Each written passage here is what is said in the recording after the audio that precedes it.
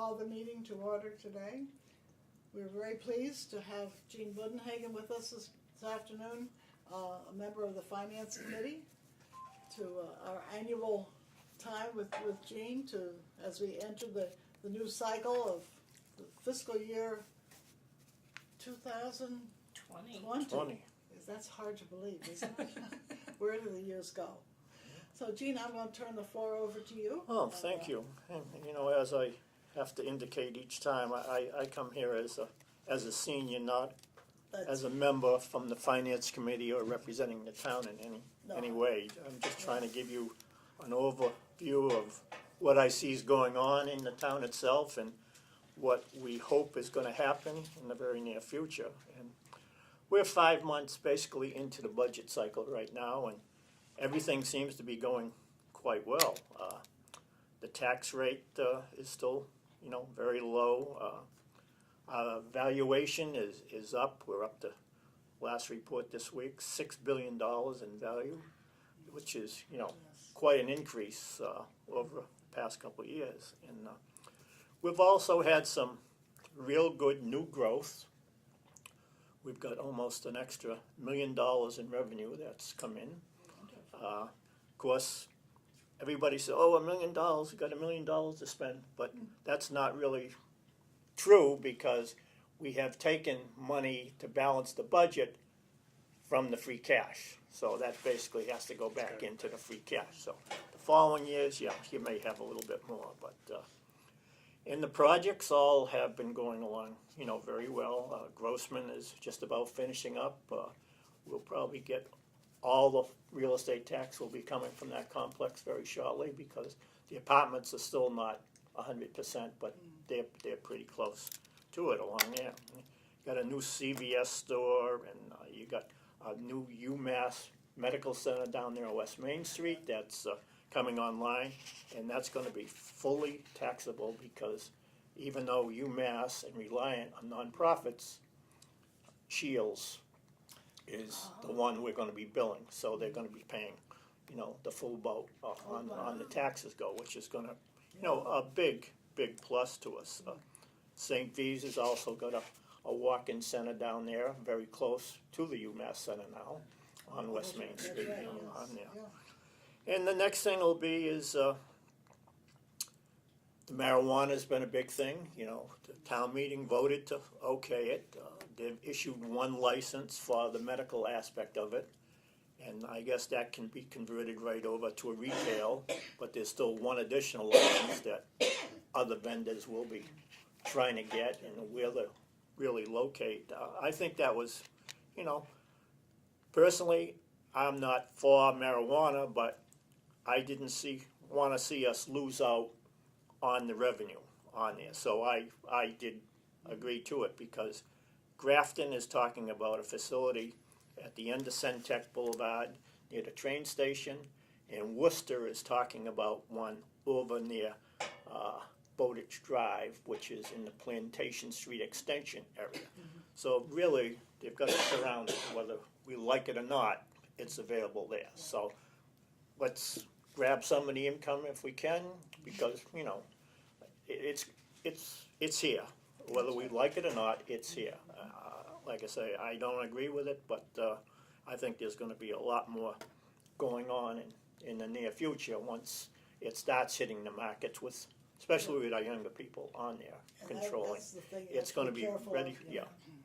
Well, from a senior's perspective, it's interesting because Dr. Claremont did 2 of his lunch and learns about cannabis use, and they were some of the best attended workshops he offered. And there was quite an interest from the attendees that came that want a safe and local place to go to get medicinal marijuana, which will be sold at these retail outlets.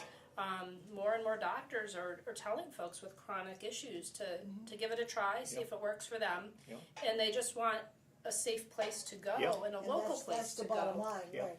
And it does work. There's no question. It does work. It's interesting because the first facility is going to be on Route 20, and it doesn't look like they've really done anything, and they say they can be open in 90 days. I don't know how that would happen, but again, and that seems to be right in the area that we plan to have some heavy development where the Market Basket is going.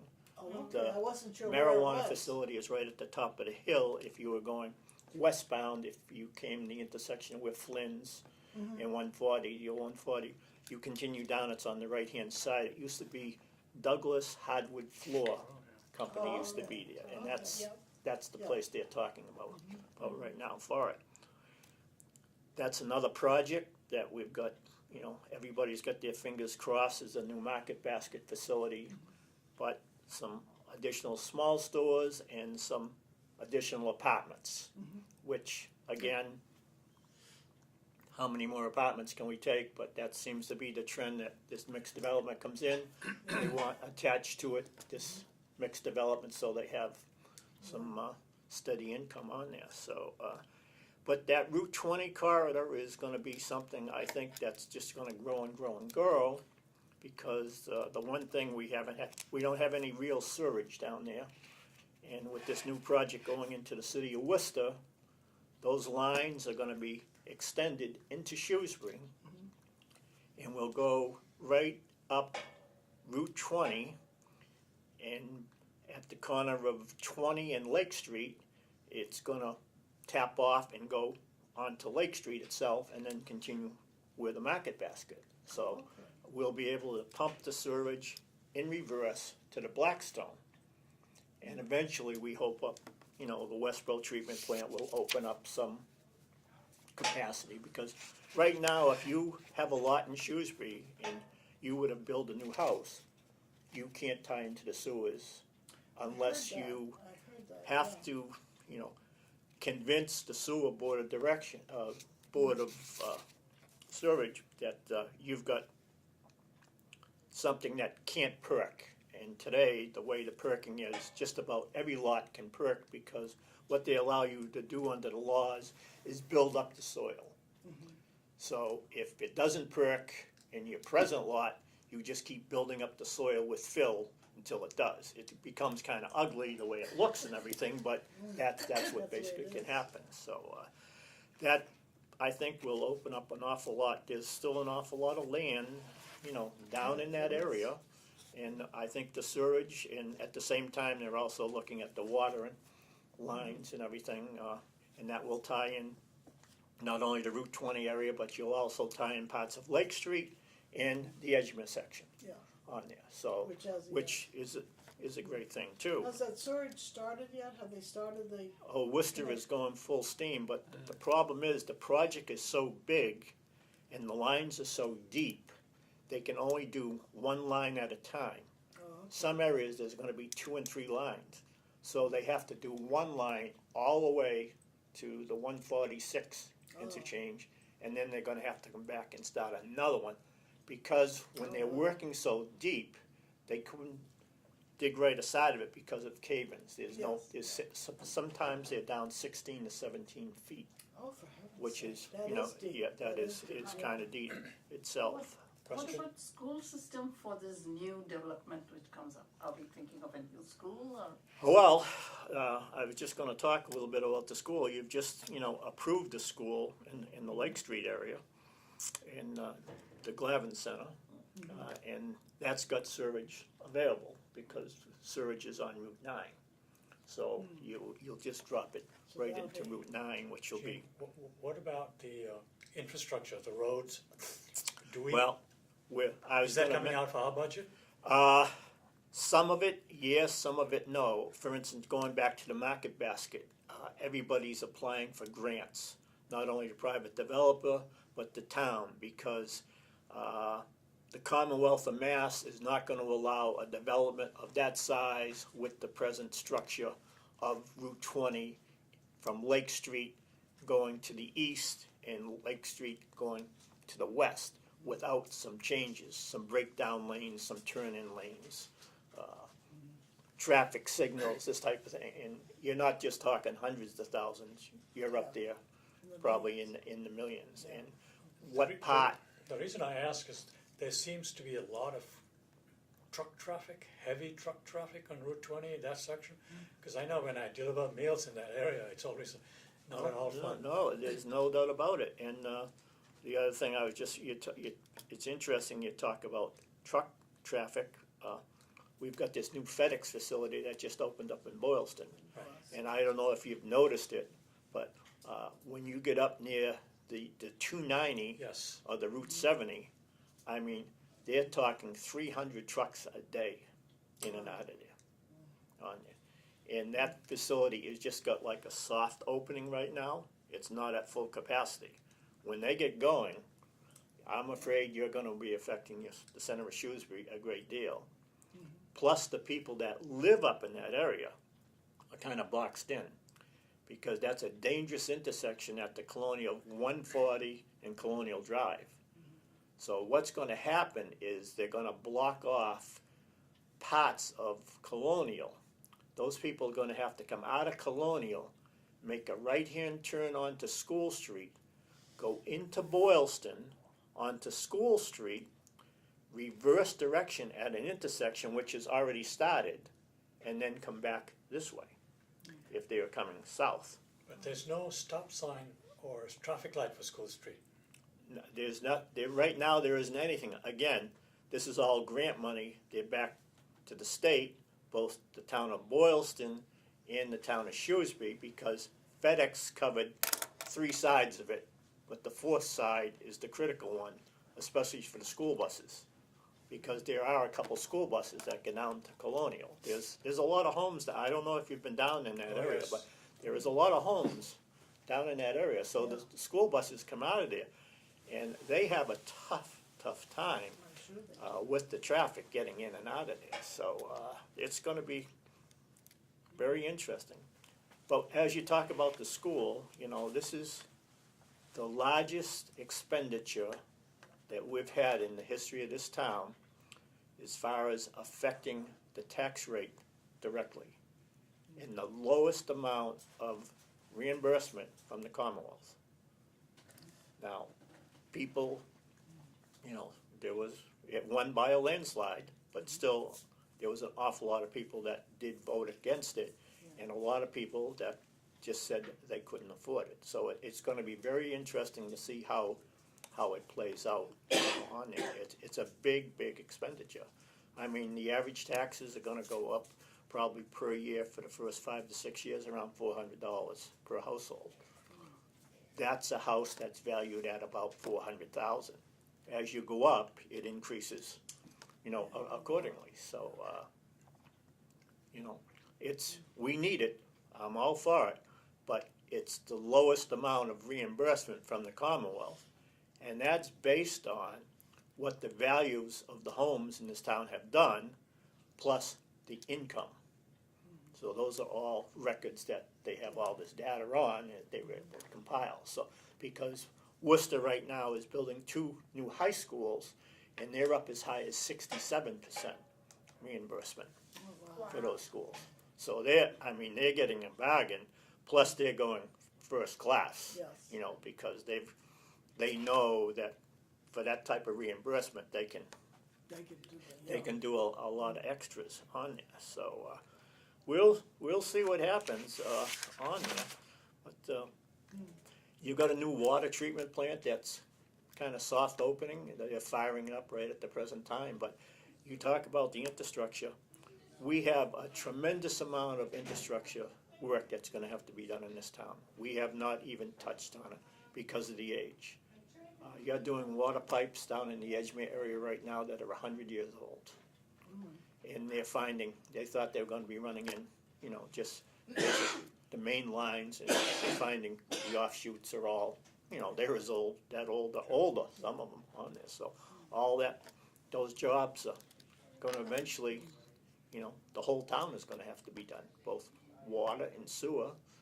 And this treatment plant, there's still a lot of complaints about the color of the water. I know we had it all summer long where I live. We had certain days you couldn't drink the water, or they say it was safe, but you wouldn't wash your clothes. My wife washed them one day, and she's yelling and screaming, on there. But that's basically what you get into when you get a town of this age. So you're going to be spending some serious dollars in the near future.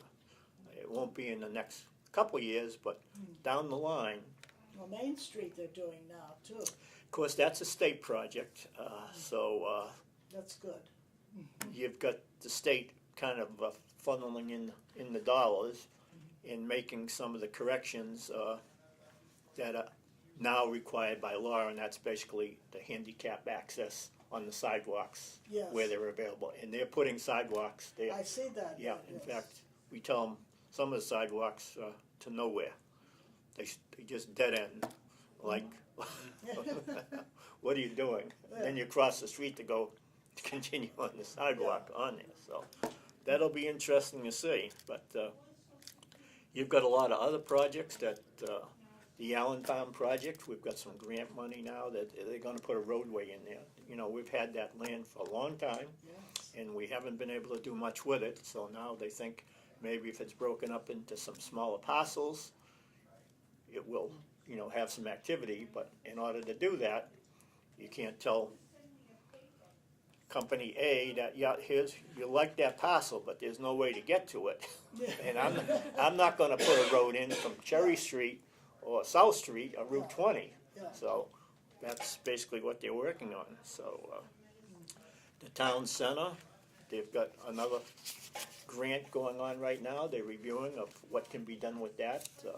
Most of the merchants up there are always complaining there's no parking on there. So Traffic is atrocious. yeah, they're looking at that, the traffic, and then you got the Beal School. What are you gonna do with it? The town, the school department doesn't want really anything to do with the building. The building is old, and to redo it is, they know pretty much what the exact cost would be to renovate it, because they had to do this study when they applied for the school funding. So they've got a pretty good idea, and it's in the millions to update Sure. that facility. So There's it's, asbestos in there. well, it's asbestos, you know, Lot of the stuff. concrete is coming apart, the heating system, the wiring, it doesn't have the sprinkler systems, Why not? just goes on and on. The whole thing, yes. In order to comply, all the things today, when you do major renovations, you've got to comply to all the rules and regulations. So, you know, it would be a very costly thing to renovate it for a town department. Be a nice parking lot. Well, And take there's a care of committee. all the yes. There's a committee that's looking at it, and they've had some surveys, and they've taken input from the town people to see exactly what they want to do with it. So it'll be interesting to see how it Yeah, it will be. all plays out on there. So, but and I guess the next thing I'd like to chat a little bit about is about your budget, and I think this is going to be, you know, an interesting year. I'm sure you just got an email yesterday on Yes. what the ground rules are, and I'll So- forward it to everyone Yeah. after. I've looked at your budgets and I've looked at others, and you know, the majority of them are all labor intense. It's wages, that's where the majority of it.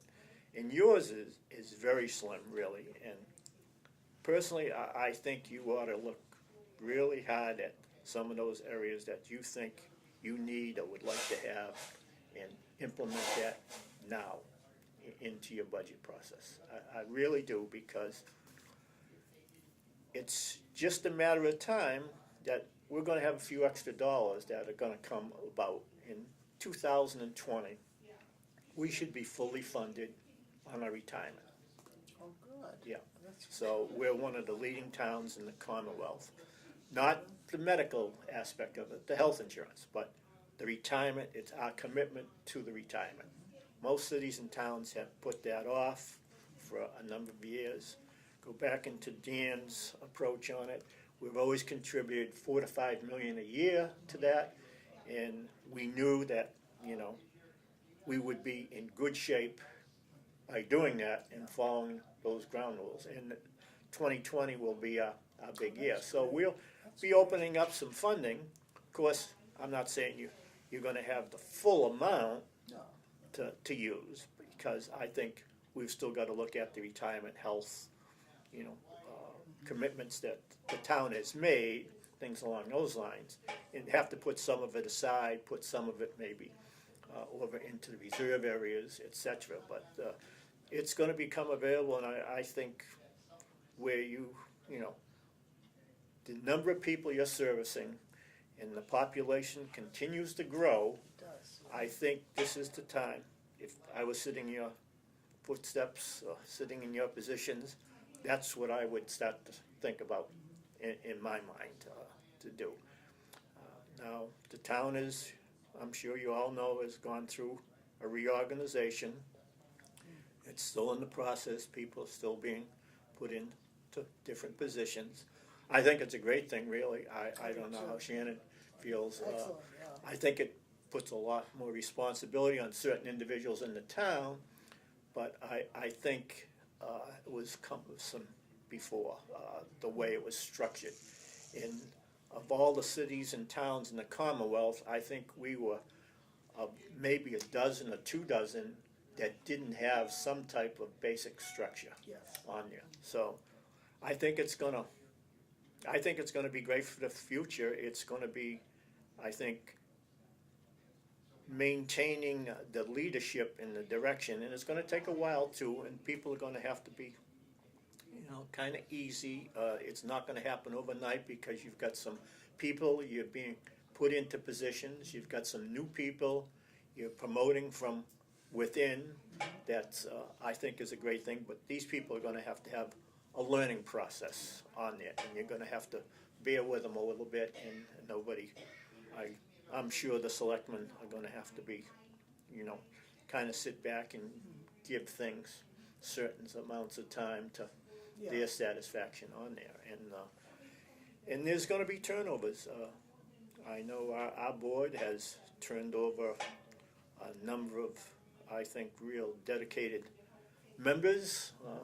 And some of it is political, but I won't get into that discussion No. at all, but I think you look at the Board of Selectmen, you're gonna have to see some changes there too, because some of them have been on there a long time, and you just wonder how much longer they're continuing. Yeah. And so, it's gonna be very interesting, but I think if there are programs and things you feel that should be done, whether it's equipment, personnel, things you're gonna need, and I think you should, this is the time All of myself.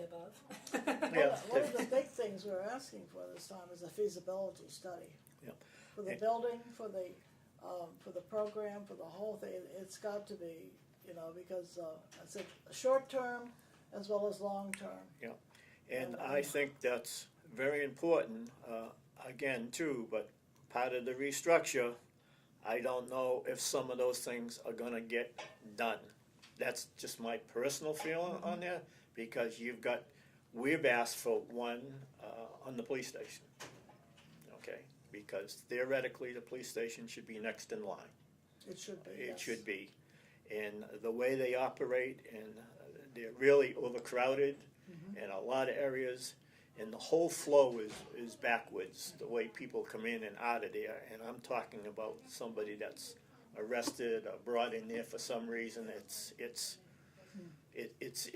just not correct for That's right. today's How old society. is that police station? We were the other day talking about it, and I couldn't remember.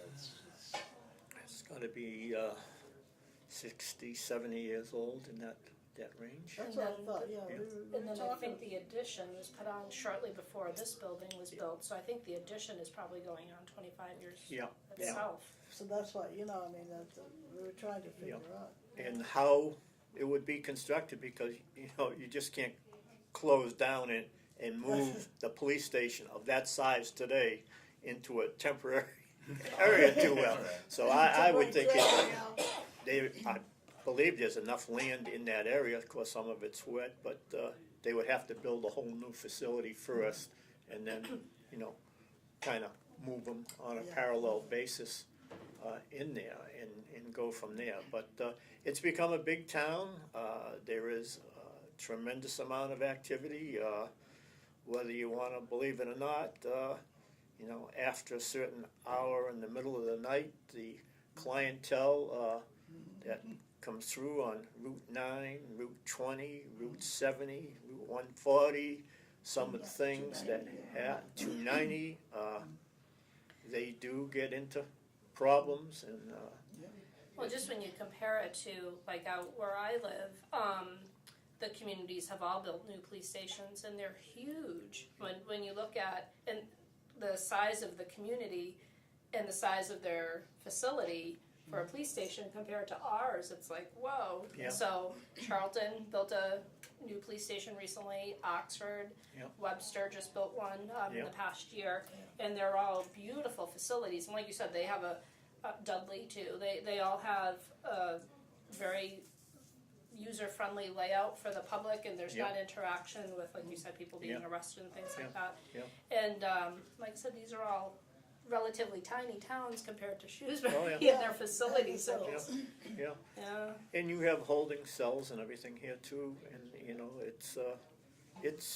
it's big time. I mean, our population has just exploded when you really think about it. I know when I was growing up as a kid, the population was under 10,000 people. That's right. Now it's 37, 38,000, and with the apartment complexes, you never know who's coming in, who's going out. I have a police scanner at home, and of course my wife doesn't allow it upstairs. I have to have it in the basement, but if I'm down there, I'm listening to it, and I mean, it's like entertainment on there, so. Well, we're hoping to get in line after the police station. Yeah. We're hoping we can get there. We had applied for increase in personnel for our center, and they had approved, but we don't see anything, no sight, no sound. It has Yeah, to I be was filled. surprised. I mean, it was surprised.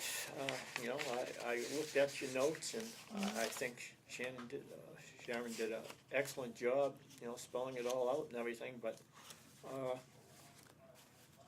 I think right now they're kind of got a full plate on the things they're trying to do, and it's something they will get to, but they haven't got to yet. That's right. That's basically it, because you know they've had difficulties trying to hire. First look at internally and then go to the outside, and some of the responses, you know, somebody was interested, got up to a certain point and then backed out, and you know, all these things that go on that take an awful lot of time with everything else is, you know, on their plate. So I think it will all come together on there. I think you just got to have faith in them, and again, you know, the managers, you know, just here. This is, you know, we're only going into the second budget session, and he's streamlining and doing a lot of things and giving some additional responsibilities to other individuals, you know, within the organization, and there's a lot to it. You don't realize until you kind of sit back and look at it a little bit how big it is. It's a good sized company when you really talk about it. And I think it's past time that they've been doing this, is that I know that we're way behind the rest of the state Yeah. in modernizing our town government. Yeah. And, And I guess the only other two things I chat about is I think fundraising is still a big key thing for you, and I think two good examples now, and I use them, is you've had the library that raised, you know, in the $1 million range, and you just had the school raise $2 million for a turf field. So I think conditions are good right now for the fundraising areas. I really believe that in order to do a good fundraising effort, you need some professional help. I don't think volunteers can do it all. And they say, well, we had all volunteers. Well, they really haven't all had volunteers. They've had some, you know, paid personnel that have been involved in some of these groups that are as an administrative type duty, or just overseeing things, making copies of calling this one and that one. So you do need some help in those areas, and to go from there. And the other thing that would lead to is, I know one time you were talking about trust. I don't know if you've ever set up any trust within the senior center itself. As far as donations go, we have a fund Gift fund. But we've been, in fact, working on guidelines for the fund. And had asked if it's in the general fund apparently now, on all the monies we get. We wanted an In the interest-bearing account, In the town's general fund? yes. Okay. So we're trying to figure out a way maybe that we can, maybe through the Friends or something, that we don't know if this is legal or not, but we'd have to find out if we could get some of that money so that the Friends can invest it and then maybe get some interest on it, because we have a good gift fund amount. And so I think, it'd be just to sit there and not get any money, any interest. Well, I think you have some legal people that come in here and hold sessions, seminars, etc. for the seniors, and some of those people are really estate type lawyers and trust It's lawyers, true, yeah. and I would think some of those people sure have the capability or the knowledge. If That's they true, didn't yeah. want to get involved directly, they could direct you to them on there, and That's that an idea, yeah. you have an opportunity then to be able to control it on there. And that's Because the right. library controls it, you people should be able to control it, the parks, cemetery control it, so why shouldn't We should be able to do the senior same center thing. be able to do it? And going from there, I would say that, again, getting into fundraising and with a little professional help, then you could go out and maybe solicit some donations, people that pass away, or people just wanna, Yeah, they've had benefits in some way from this center, would would make a donate. donation Yeah. to it, so. But I think those are important things that, Well, we were asking also for a fourth van. We want to put another van on the road to service, to me particularly, the people in Shrewsbury, to stay within Shrewsbury, to get them back and forth to the senior center. I mean, there are a lot of activities that go on that people, and the RTA stops at 3 o'clock. Whereas if we had our own van, we could go on and we could have night kind of things and have service with the vans at nighttime as well. And those, so I think the fourth van is important to expand Yeah. or to help with our outreach for the people that are not serviced now. And so that way, with the fundraising, is going to be important. Because there's both a capital and an operational tie-in, obviously, with that. Because the actual van itself would be a capital expense, but then operating that vehicle, we know there's only so much money we can get from our current sources, being the DOT, and the Housing Authority. In the past, we had been able to get some funds from the Department of Developmental Disabilities, the Department of Mental Health. Their funding for transportation went away. They're focusing more on like demand response, being able to give their clients rides through like Uber and Lyft. So like the funds for like senior centers and so on have gone away. But I think one of the things we've been talking about is the addition of a fourth van. We would really need to see an increase in our line item budget for the van drivers. And it kind of goes back to that very old discussion we've had over and over about the RTA money that we do get reimbursed for makes our line item a little deceptive. So as you were saying, with our budget line item being relatively stable, when you take out that reimbursement amount, our budget's that much less. Yeah. But we don't think the general public is even aware of that. But now, if we do move the transportation program forward the way we would like, there would be a transportation cost to the town that wouldn't be reimbursable. The RTA doesn't have funding that would be coming in for that van. That would be an independent van that we would operate. And at that point, it would be kind of bigger than what we're currently doing now with our third vehicle. So would the town want to recognize that expansion and that need? We know the need is there and the demand is there, but is it something the town is willing to support financially? Well- That'll be something that I guess we'll be, coming to the finance committee with and having that dialogue. Well, I think you have to keep stressing and pushing the number of clients that you're servicing. I mean, that is the Yes. key, because people, they hear it, but it's gone. So it's gotta be like a continuous thing, whether you like it or not. We're servicing over 6,000 people, as you realize, in the number of trips we make, and again, the time element on there. But I think, again, on fundraising, and I think there's enough new people that are coming into some of these new projects that we're building would be happy to, work with the town on a van. I would think that would be a great idea. And as far as the operating expense goes, yeah, it's gonna be there, but it's also the same. You're always gonna have the lights, you're always gonna have, the water, the telephone, etc. And the other thing I was just gonna ask, and, you don't really even have, do you do any turnbacks on your budget? Any what? Turnbacks. Very little. Typically, it's it all depends on how things play out with our formula funds.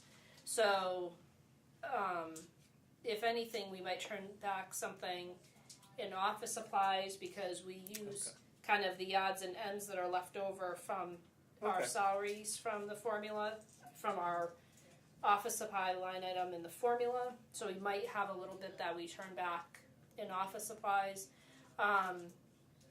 But typically, Yeah. no more than 5,000. I think Yeah, that's yeah. the most we've ever turned back. And a lot of it also depends on our Meals on Wheels volunteers, because that's another line item that fluctuates a lot.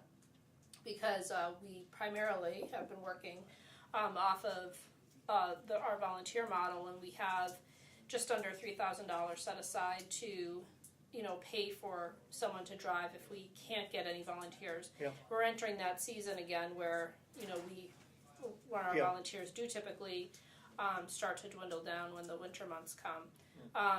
So that fluctuates from year to year too. So whatever we don't use for Meals on Wheels really can't go anywhere else. Yeah, no. So that gets turned back, whatever we don't use. Yeah, of course, that's the laws of the Commonwealth too, Right. on those line items, which is, sometimes it's good, sometimes it's bad.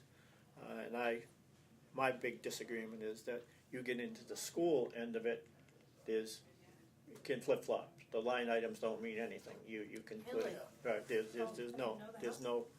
there's no requirements at all as far as line items go. See, there, Oh. and the only reason I ask that is because most of the turnbacks we see coming are projects that are not completed or they didn't get to. So the money's there, so they can't do anything with it, so it is turned back. But at the end of the year, it does add up to a considerable amount of does. dollars when we come, the end of June, that hasn't been expended, so on there, so.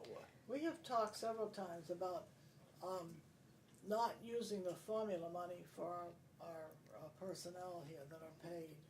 That the town, we feel, meaning many people, not me, but that the town should be paying for the personnel that work in this building and not depend on the formula grant for it. I said, if the people are that important to the Council on Aging to run it, then the town should provide their salaries. No, And- I'm in agreement with you, that's why I'm saying, Yeah, if you looked at the totals and, maybe if we put one of those this time in to Or- a request. Or if we shifted things around, we could ask the town to pick up those positions and then move transportation under the formula, so as it grows, we can get a I better don't think we handle. should have any of the people under the formula. I think that money's from the state, Yeah. because there's so many other places we could put it. I think this population, as far as seniors go, is gonna continue to grow in this town. Over It's- 8,000, and yeah. we're almost a quarter of the Yeah. population of the And- town is seniors now. And people just don't realize that. No, But they don't, the other thing I don't think they realize is the additional services that have to also be provided outside of the senior center with the police and the fire Yeah. and the ambulance. I mean, they're constantly into these facilities, Yes.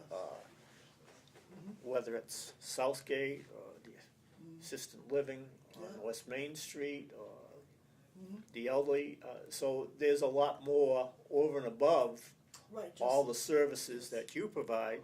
The town has to provide, Yes. those services too, and it's just busy, it seems, that, you get there, so, it's a different world today. From what I remember, it was so basic and so simple, and today it's so complex, and I remember it's, those days. yeah, how, Some of our younger friends don't, but, yeah, how they keep up with the things today, especially the younger families, and I see my own kids coming and going here, there. I mean, I can't even keep track of them. no, you can't, no. No, it's like, wow. Gene, do you think if we were to, where you did bring up the issue of the turnbacks, do you think that's something that might be of interest to the Finance Committee if we were to prepare a chart showing each year how much we turned Oh, back? Definitely, because I think those are funds I would think that you people should be able to utilize. There shouldn't, Okay. there shouldn't be Okay. any reason, I mean, it was appropriated, okayed, budgeted, approved, Yeah. and now, but again, that's the Commonwealth. They have so many rules and regulations on these things, like, and I don't know who polices a lot of it, but. From some of the stories in the paper, some of it's not policed very well, Yeah, right. from different, Well, different yeah, groups. it's- Well, and bringing up that sort of subject about the transportation funds from the RTA, do you think that is also something maybe we should prepare in a document for the Finance Committee, is showing how much of that fund, how much of those funds get reimbursed from the RTA, just kind of to tease out those figures to show, Yes. in salaries 3, we have X amount of dollars in our budget, but town does get reimbursed X number of dollars for the transportation program. Do you think the Finance Committee as a whole has a good handle on that, or do you think having it spelled out separately in our budget would help? I think With some of the anything you can decision-making, spell or- out, and I use your notes here as, a good example. I think this is all excellent information during the budget season. When you start to sit down to 1,000 pages Yeah. and you start going through it, and you're like blurry eyed, like, I'm sure. and you see a lot of the same line items, budget after budget, but then all of a sudden you're looking for something that's gonna pop up, and I use my yellow crayon to, Yeah. make the mark on it, but I think anything along those lines, I consider extremely helpful on there. That Okay. you can see it, it's summarized, and it's not that, I see it there, and then I gotta go to the summary, and then I gotta go back to it, that type of thing. That's my opinion on So it. keeping it simple, but Yeah. giving you some more data. Yeah. Jane, I have a question about demographics. Not from ethnic, anything like that, but as the population grows, I'm assuming the senior population will also grow. But do you see any shift in income levels of these seniors who are presently here as opposed to in the past? Because there are two kinds of services that we provide. One is right here, the people who come here for meals or entertainment or programs and so on. Those are all, mentally stimulation, whatever else. But then there are the people that Walter services, and the people that need health, assistance at home that somehow we have to get involved with. Now, the budget there may not be visible, the services that we provide to the general public, but yet we need the budget for that. So which one are you talking about? Well, to jump back a little bit, I think right now, probably the retirees are probably in the best position they've been in a number of years going back, okay? But I think that is gonna be on a decline now because of what has happened in industry in general, as far as corporations and companies go, eliminating the old, what we considered the old retirement funds on there. So I think right now, yeah, it's up. okay? I think it will, I'm not saying for everybody, but I think it's gonna start in the downward track, because some of these people managing their own 401s, it's scary. At least when I talk to my kids, and my children are in the 45 to 50 range, they're not even thinking about it. Yeah. And they're saying, this is, I mean, they do everything, go every place, beautiful home, they travel, but as far as the future goes, Well, interestingly, just this past summer, we had our first bona fide homeless situation with a senior that we were extremely involved with. And when that was resolved, we kind of had a wrap-up meeting with all the departments and agencies that had been involved in the case. And the folks that really helped pull the housing together said, they basically kind of warned us. They said, this is kind of opening the gates to what you're going to start seeing now. This is definitely not going to be the first homeless case that you're going to deal with. You're going to see more and more seniors in crisis when it comes to housing, because of things that have changed with pensions, medical costs, other things that are out of their control. And sure enough, last month we had another one. A gentleman came in that said he and his wife were going to be facing homelessness within a matter of weeks. And so thankfully from the other experience, we knew, all right, this is going to be, we knew what steps to take, and because it's above and beyond getting elder services involved with protective, because it's a whole ball of wax. But yeah, so unfortunately I think it won't be a huge percentage, but those will be very time intensive, getting those people help, because we're kind of that first line of defense that they're going to come to reach out for guidance. Thankfully, and we want them to come to us. That's so we right. can try to make sure they start getting on the right path to help. especially if they don't have anybody in the area to, Right. So let me ask you this question. Are we adequately funded for No. that? No, I No. don't think any of the departments are that would have to deal with this type of a situation. And it's surprising, I don't know if, I know one of the same situation, and it could be the same one you're talking about, but, and nobody even had a clue. It was just all of a sudden, somebody got sick, and that was And that was it. that was opening the door, and when they opened that door, they were completely shocked at what had happened, so, but, and even the neighbors Yeah. had no clue, so, which surprises me, because my neighbor, I kind of chat with them and know what's going, of course, I don't have anybody, I'm the oldest one, but, It's nice to be that, isn't it? We yeah, are too. yeah.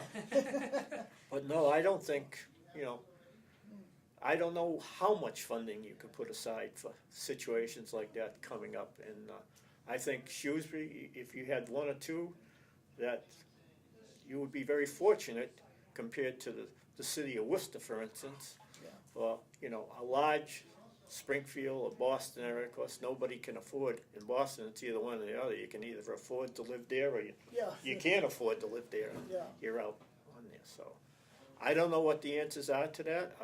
I think our present governor and lieutenant governor have spent a great deal of time and money on affordable housing, and not only affordable housing, but somebody overseeing the affordable housing, because I don't think you can just develop all this housing and not have anybody else to oversee it or be responsible for it. That, to me, is just part of the equation. Personally, that's my feeling on there. It's like giving me, a brand new computer, but here's the new computer, and what do I do with it?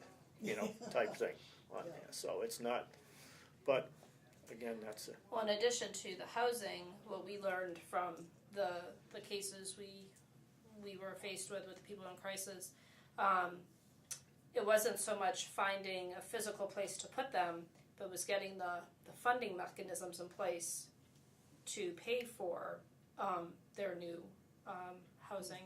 So, and we found there's thankfully a lot of resources out there. But again, they're labor intensive, filling out paperwork, getting verifications. Our veterans agent was wonderful because one of the people did qualify for assistance through the Veterans Administration, and they didn't realize that. So they jumped in, but again, there was a lot of work they had to do. Shrewsbury Youth and Family helped out. The Housing Authority helped out. So everybody just kind of had to come together, and there was a lot of resources available to help get extra income, so they could afford first, last, move, store things, all that fun stuff. But again, a lot of legwork to pull it all together. So even if there's, because yes, thankfully there are a lot of actual houses and apartments for people to move into, but there's all that other funding of legwork that goes into, physically moving the person and making that gap if there's been a cut in income coming in, so that they can afford to go to that place. And the legal aspect of it too is, you'd like to do some of these things and you just can't do them without that legal aspect on it. And now, we don't have a town lawyer any longer. We have a law firm. Yeah, so,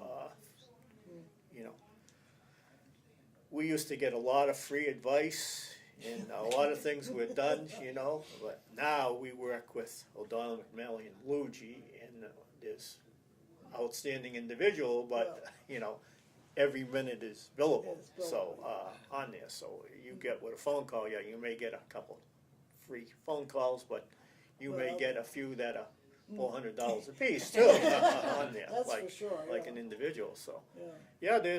It becomes an awful lot, but that's something that if you had some type of a fund that somebody had access to it immediately, if you needed to do something on a quick basis rather than wait for this okay or that okay, you could execute, immediately Yes, on because time. that was an issue. Yeah, because I've heard a few times on the scanner about fuel. Yes. And it's we're just into the season.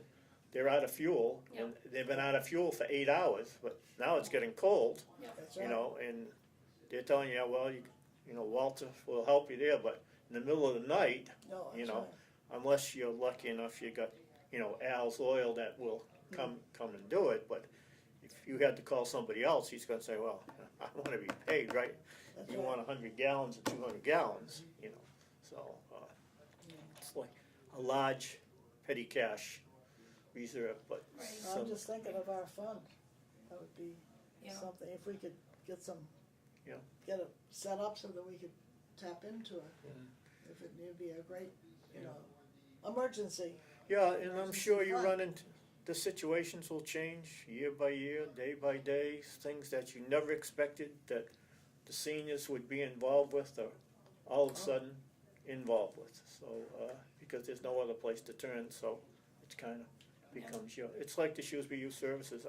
I can remember when that first started out, and they were in a small little office building here in the old Grange Hall, and they had a budget of $10,000 or $12,000 and a lot of volunteers, and but then it just expanded and covered more territory, and now you look down and all the services they provide are great, but I mean, it's like, wow, Yeah. how do they do all this? Yeah. on there? But that's what you get to with growth in town. And that's right. As your the town population grows. grows, you get all those. I keep Yes. coming back to this, I know. But as the town grows, you talked about apartments versus single-family homes. The town itself has no control over what a developer wants to put. Like, for example, Edgemere, you said they're going to put in apartments or condominiums or whatever. We have no control over. Town has complete control now of what areas the apartments go into, where the condos go. As far as the developer goes, the only shot he's got right now is if he's got a big piece of land that he wants to subdivide, which there's not many large parcels left, or if he has a knockdown. which means that he buys a house that's in the 250 range, where he can knock down for 250. That's a good price for a piece of land in this town. So he knocks down a house he's bought the land and the house for 250. He knocks it down, and he puts up 2 condos side by side, if he can permit them in the neighborhood he's in. The town has had to tighten up on that tremendously, because they were getting, if you notice down on Old Mill Road, on Elm Street, Harrington Ave, down in Edgemere, that's what they've done. They've done knockdowns, and then they put up 2 huge things on that lot, and that's residential B, so they can have 120 on the frontage, 100 on the depths. And you can get, 4,000 square feet of living space for the 2 of them. So that's For 650,000, a piece, 700,000. yeah. So that's a great return for a builder if he Yes. can do that. So now they've kept clamping down and down. Now they've got some bite from the last town meeting on what can be done on there. And they're constantly, the builders are constantly looking for ways that they can beat the system in any possible way. But, oh no, they have control, but they don't have the control some people think they should have on there, so. Well, if you think in terms of each child that comes into the town as a result of either a new home or a new apartment, represents a budget increase in services that the town has to provide. Schools, police, everything, school bus, medical. So somehow there has to be a cost associated with it. Now, if you put in an apartment, each apartment represents 2 children. So can a single-family house. Well, again, they give you different statistics for different projects, and, the planners will tell you that there's not 2 children per apartment in an apartment complex. There's like 1.5 every 50, on there.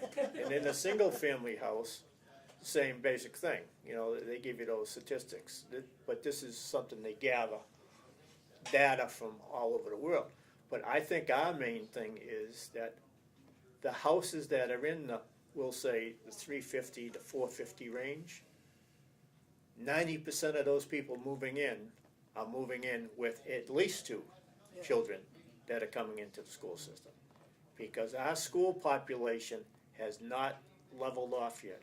It continues to grow on there. And we had statistics and data years ago that showed we had peaked 5 years ago, and now we were starting on the downhill. Well, that didn't happen. What we thought was starting down continued back up, because, again, the apartments, but you ride around this town and you'll see little pockets. Where I live, there's 19 new homes going up on there. And let me tell you, the lots, I don't know how people buy a house with the lot configuration they have. They're all within, the town regulations, rules, but the driveways and the elevations and the runoff of the water and approaching the streets, like, my God, and they're not $400,000 houses, I can tell you that, No, on there. And they sell them as soon as they finish. The lights, it's a sold sign and the lights go on there, so. But there's not many more areas that can be done. It's getting they're to the filling point up, now, yeah. You've got some of the south end of the town on Route 20, a little bit more land left, but after that, there's not much, so. But I'll let you get on to your meeting. I didn't mean to talk so long, and No, it's wonderful to have you here, Oh, Gene, and we thank you for yeah. your interest in the seniors and Well, I'm helping definitely- us to try to I get have through the another budget. question. Yes, If you look at our budget, not just at the total, but the way the pie is carved out, do you think it's reasonable? I would say there's areas in there that, if I was budgeting, I would, again, based on things I had in my mind as far as programs and things that I wanted to do, that would be a line item in there. We can increase it. No, but the way the pie is carved up is, are we spending too much in one area and too little? Oh, no, I couldn't see any of those areas there. They look like all areas that are needed. So I don't know.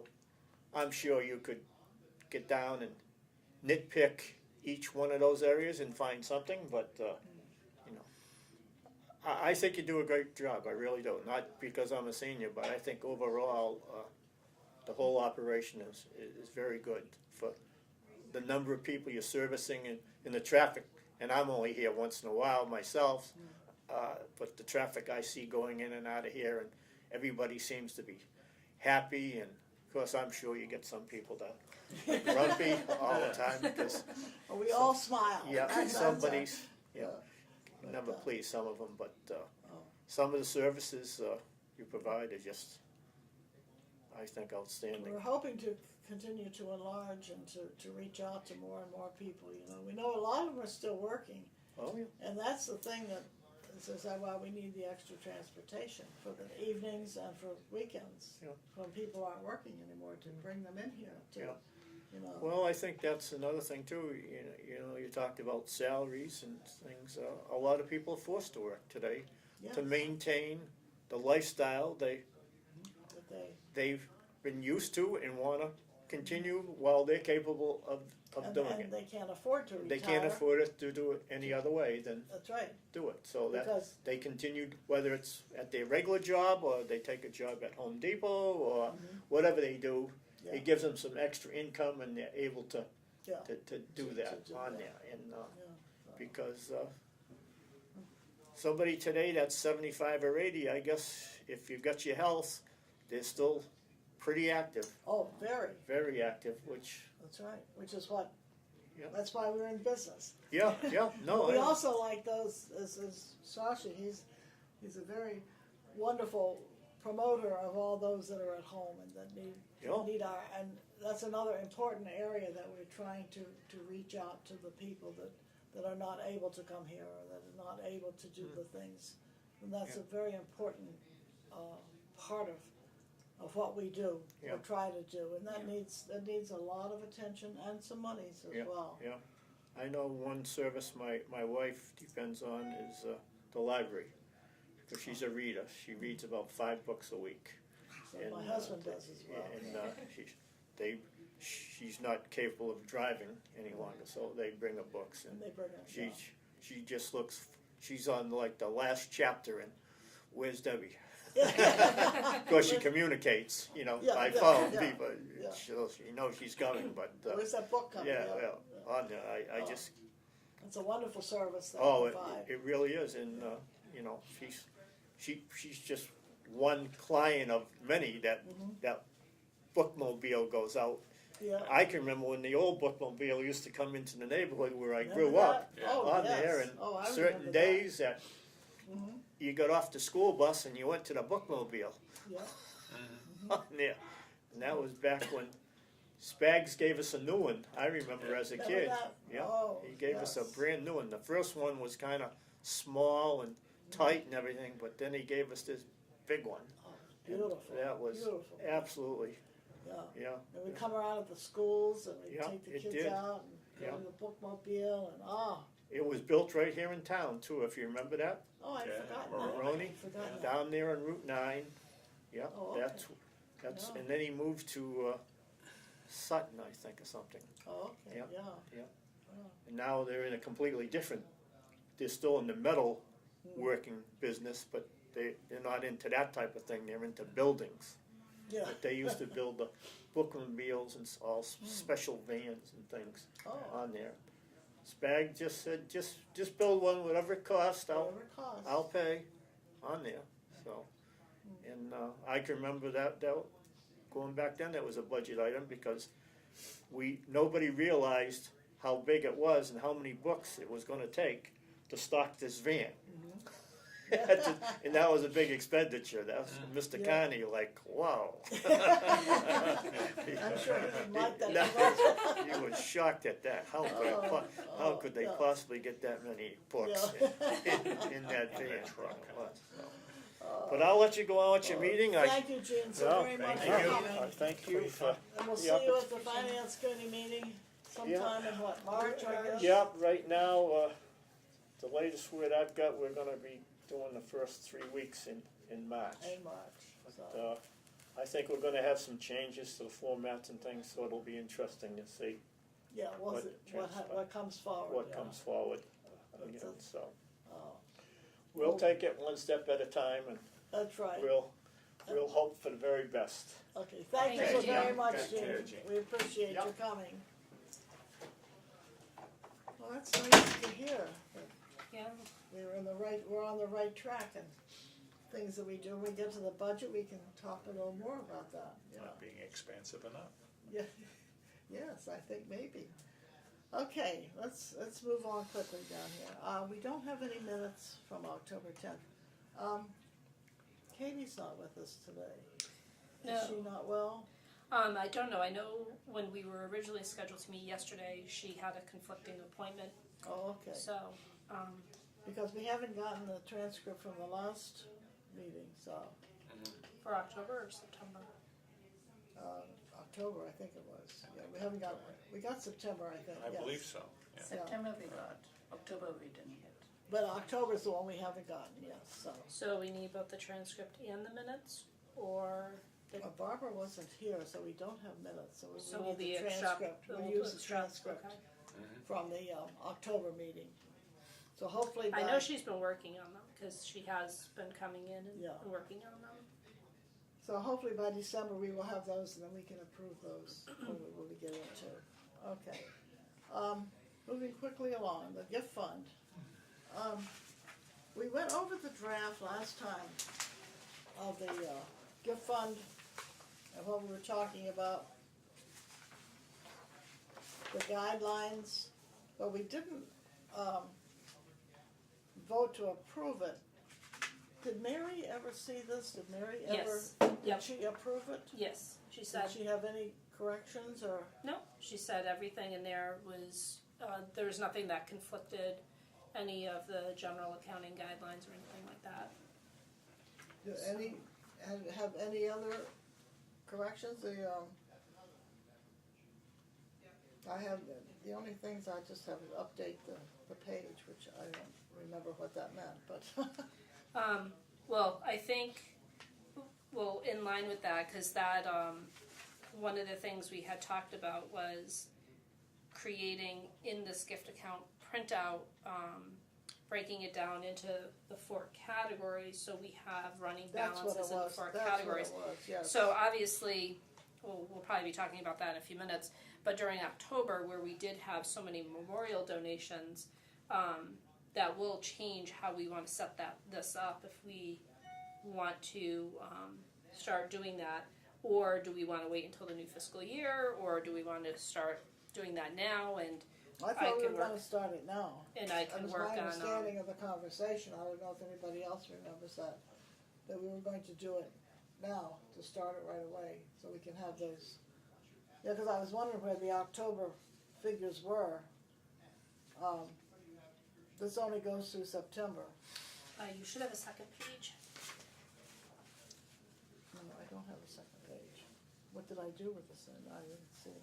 I've got an extra Cause I was set. having trouble with my printer. Yeah, because there was two tabs. Let me give you I'll give you Barbara's set. So this is the second page. So this is October, and then I did an annual summary so far down at the bottom of just what's come in and what's been expended. Okay, cause I was wondering about the, if it's a program, that's the Friends program. Correct. Yep. Maybe you might want to distinguish, oh, I see it's Friends is over here. So the combined, Right, the Memory Cafe and then the Friends program. Right. Okay. I those got- two yeah. expenditures. So just one of the Memory Cafe, the 2 more, that haven't been paid. Just the one the other day and then the second So one. one for October and one for November. Right, yeah, Yep.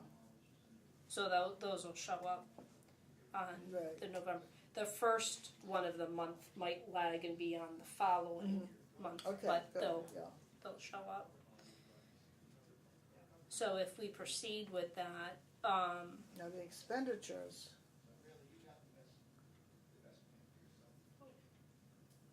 I don't see them listed. just those two. Oh, I'm sorry. Yep. Oh, okay, I'm reading it backwards, that's okay. Okay. We're up to 47,000 now. If we could some way get that into an interest-bearing account, I don't know. I think it's a good idea to ask one of the attorneys that come. Do you know which one is, or which one or two or three have the, you know, the ability, the financial kind of background that we would need? I don't know because they're all elder law attorneys. I think it actually might be something the Friends would have to check too, to see how the Friends would do that, and then we'd have to consult with probably Mary in accounting and Well, when Kevin Gene and was Kristen. talking about us how doing we- fundraising, Mm. was he talking about the Friends doing fundraising? It would have to be. That was my assumption. Well, I wasn't sure because when he said, you know, it's getting to the point where it can't all be volunteers, you do need some paid people. I don't know, is it permissible that that's something we could do on like a contractual basis, that we could Yeah. do a contract I meant with? to ask him, and then we got 'Cause- talking to something else, and I didn't Because get then back it's to it. technically not paid staff, but the town would be paying for services to help bring in additional funds. I don't know, that's what I was thinking when he was talking, but we could always try to get clarification from him. My impression was that we should hire people who know how to do fundraising, professionals, Yes. fundraising professionals. Yeah, Which I would assume would have to be, work, like I said, on a contractual basis, I would think so. because right now, the way, as he was saying, the way the laws are written, municipal employees can't solicit funds for. See, the thing is, it should be no different than hiring a contractor to help us with the strategic plan.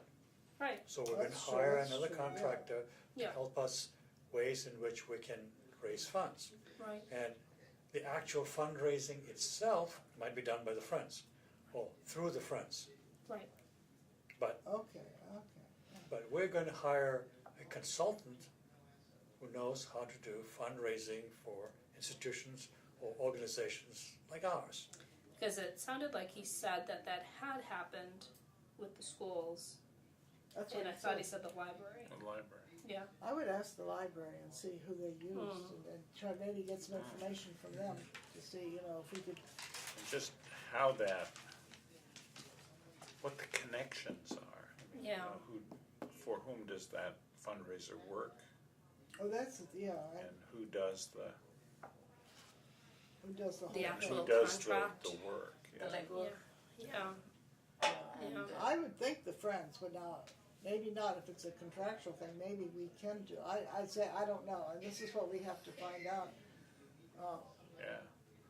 Because My understanding is that that as a town department, the department That was can't my raise understanding funds. as well. It's not people, but I could be wrong. That's where we really do need some legal guidance. Yeah, if we get that clarified, also that some would be good. information. So we can, you know. I'm sure there's an attorney in town who Well, would the do a little library pro is in bono. a similar situation to us, right, in that they are also a town department. right. Yes. Yes.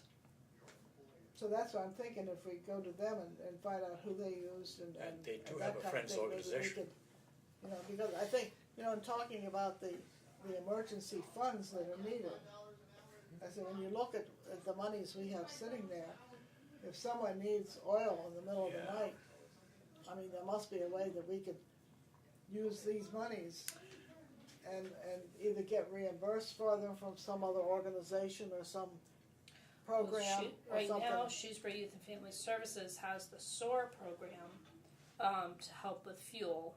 But when the situation that I talked about with the homeless situation, they had initially gotten a voucher to pay for a hotel, and they had used up their voucher.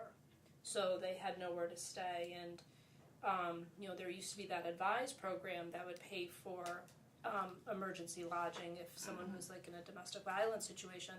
But that's where we found was a real gap, because even Elder Services of Worcester, their protective service department doesn't have the ability to fund anything like that.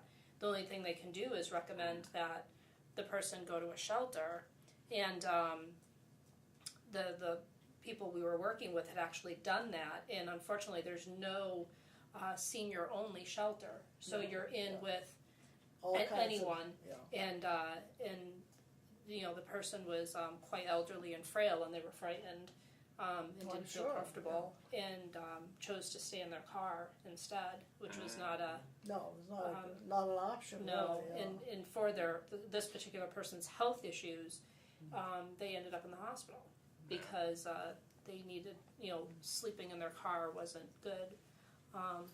So if we had been able to pay for a hotel while the situation was resolved or something, that would have been good. And that's what I think. I think this, and the four.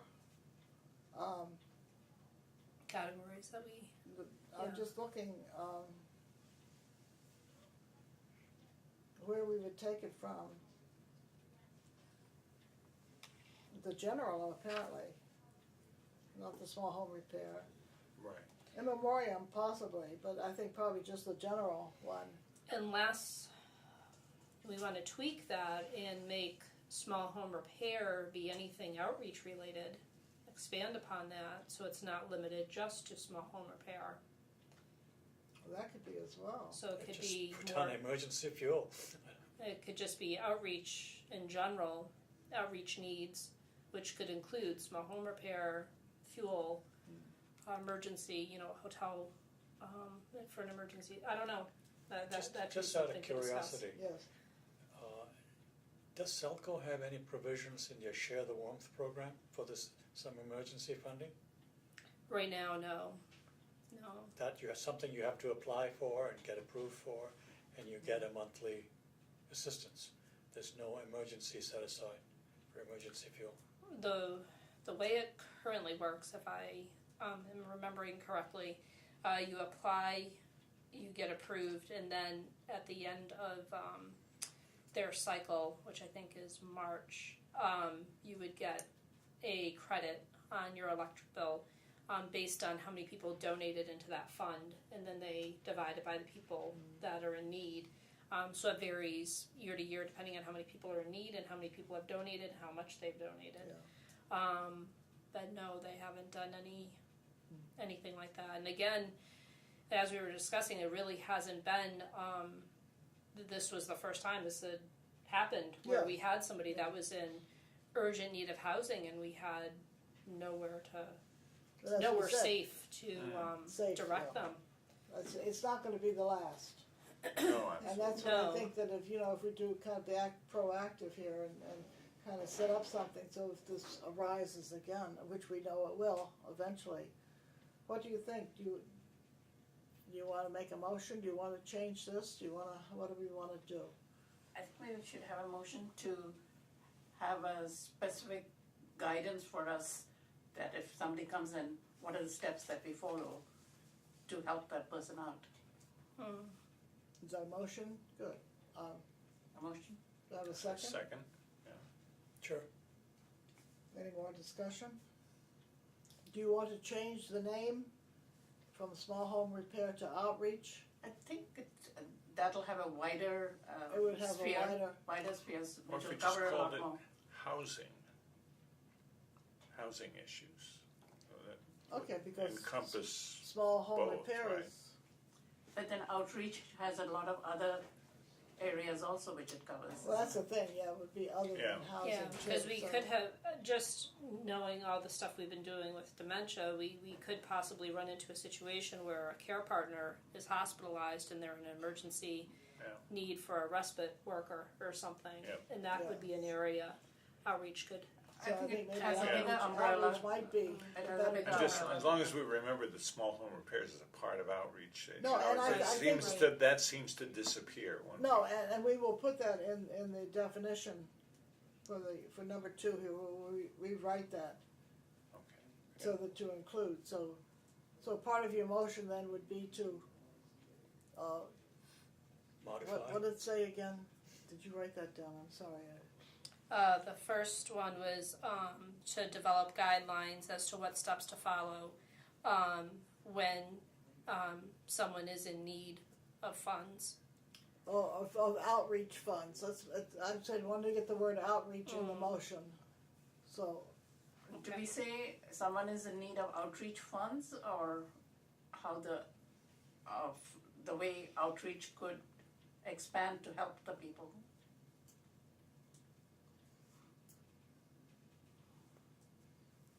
I just think outreach funds, that kind of, Covers, that covers all, as I say, and number 2 here, we will rewrite that, so that it includes all, a lot of them, or the things we can think of at the present time to cover that. Is that okay with you? that's fine with me. Or could you say in need of funds to support outreach programs or outreach efforts? Something like that's what we're saying, really. Right. You're, We just, yeah, we're allowing these funds to be used for outreach. yeah, I think that makes, Okay, what was that again, Sharon? So what I had that Zoya initially had proposed was, guidelines to follow, for when someone is in need of outreach funds. Or maybe we could say when a situation, when an emergency outreach funding situation occurs, you know, what guidelines do we want to have in place to make sure that it's meeting the guidelines of a true emergency or something? How about just to allow funds from the outreach, designation to be used Oh, appropriately for to be used appropriately the situation. for situations that arise, emergency For emergency situations that arise. situations, yeah. And that might actually something that gets kicked back to the Friends, because if we do have an emergency situation, there's no way to get funds out of the gift account in a quick way. You know, but if the Friends are able to cut a And check, that's what we're trying to and do then from the here. gift account, the Friends are reimbursed, because even with that wording, there's still no way, if it's a Friday afternoon and someone is gonna go the weekend without housing, there'd be no way to pay for that Right. out of the gift account, that, How at that long does it immediate take to get a check from, Usually it's a 3-week turnaround time for it to be No, I put mean- in. like if you called Mary and said, we have a situation now, we need can we get a check now? I don't think it could be done in less than a week, because the checks they all get cut through a company. It's not a system designed for emergency Emergency. response. I'm just No. realizing our intention is good. If we had we've got to find a way to put this someplace where we can If have we could- access Like to it. Yeah. petty cash sum, will that be? I know what Mary Thompson had brought up at one point was that maybe it would make sense for our department to have a credit card, so that we could, you know, charge something if we had to, and then when that bill came in, then it would be paid through that bill. Well, that makes sense. So, you know, if you had to get a hotel for someone, you could put that on a credit card.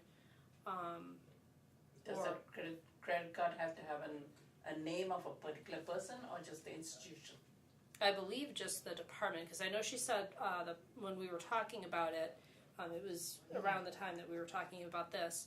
I believe she said Parks, the Parks Department has a credit card for, where they do a lot of weekend things. Things can Yeah. come up, and there's no way that they can, just write a check, or if somebody doesn't want to have to spend their own money and then try to get reimbursed Yeah. or something like that. I thought she named a couple of departments that had a credit card. So she had said that was something maybe we'd want That's to an idea. explore. We should look I think into that would that. be the solution that Yeah. we're looking for. Yep. You know, Because I think there'd be very few situations where we would need to help someone in which a credit card couldn't be used. Whether, like you said, it was oil or yeah, right. hotel Something, room or a respite And situation. Food or Food. something, you know, Right. kind of Food. things, yeah, so. Supermarket. Yeah. That would Will be an oil company accept a credit card? some. Oh, yes. Okay, not all of them do, I think. I think they all accept credit cards. Well, Well, the town has an arrangement with, as Jean had mentioned, the town Al's does have an Oil. arrangement with Al's Oil that they will do an emergency delivery, and then they get reimbursed through that SOAR account, But I think, which is Youth and I Family. think other too, I mean, if you say, I have a credit card, then most of them will. right. That's the magic words these Right. days. And if there were a fuel issue, wouldn't that, routing that through SOAR, routing them there, be the way to do that? Yeah, could be, yeah. So what does that leave? Yeah, I know it. What do we have down there, Do we Sharon? need to set this aside and have the full board here to discuss this? Or can we just make a decision and move You, on? as we long as have you a have a quorum. quorum, as long as you have a We have a quorum, you quorum. can Okay. you can vote. And then if for some reason They don't Barbara, agree, Norma, then we can- or Virginia had an issue, they could always request that you That we reconsider the really- vote or Okay. something. Then let's go with that then. All right, so I don't remember what I said. I'll read I let's know say it. it was I know, we don't have a secretary here. let me just What did we say? let me write this again and see.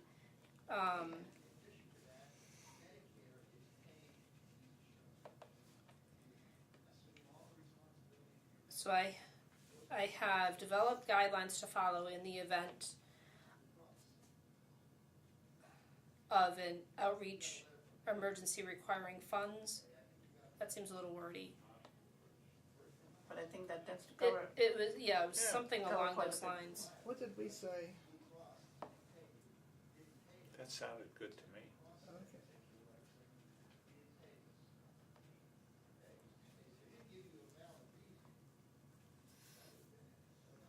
Maybe if we say develop guidelines to follow in the event that emergency outreach funds are needed. Does that sound good? And your Okay. second then, we'll go with that? It Yep. will. Yep. Okay, any other, and then we will write this we will rewrite this section here, okay. And I'll explore the credit card issue. I'll find out if it is Parks, or I'll find out from Mary which departments do have a credit card, and who are they through, and how does that work? Are And they is from Just the ask local? Mary if she, And Yeah. if and she is can there a get- limit to it?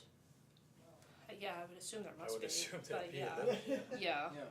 Let's all go on vacation otherwise. Yeah. That would be good, yeah. The next board meeting's in Bermuda. Yeah.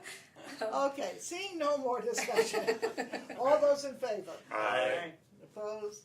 Okay, thank you. Okay, and we will rewrite, so we won't finalize this until the next meeting. We'll come back with the guidelines with number 2 rewritten. And we will call it the outreach program, is that? And we will include then the small home repair, emergency, such as, and we'll list a few, housing, Fuel. oil, fuel kind of thing.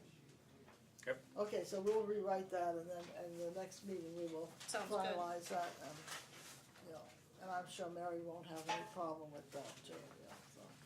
In fact, it'll probably make it more clear, and I Right. think she'd probably like it even more because it's more. There's more explanation there. Okay, I have this, may I have this one? Yes, I can make Okay, another thank you. copy for Barbara. I don't know what happened to my, whatever, thank you. You're welcome.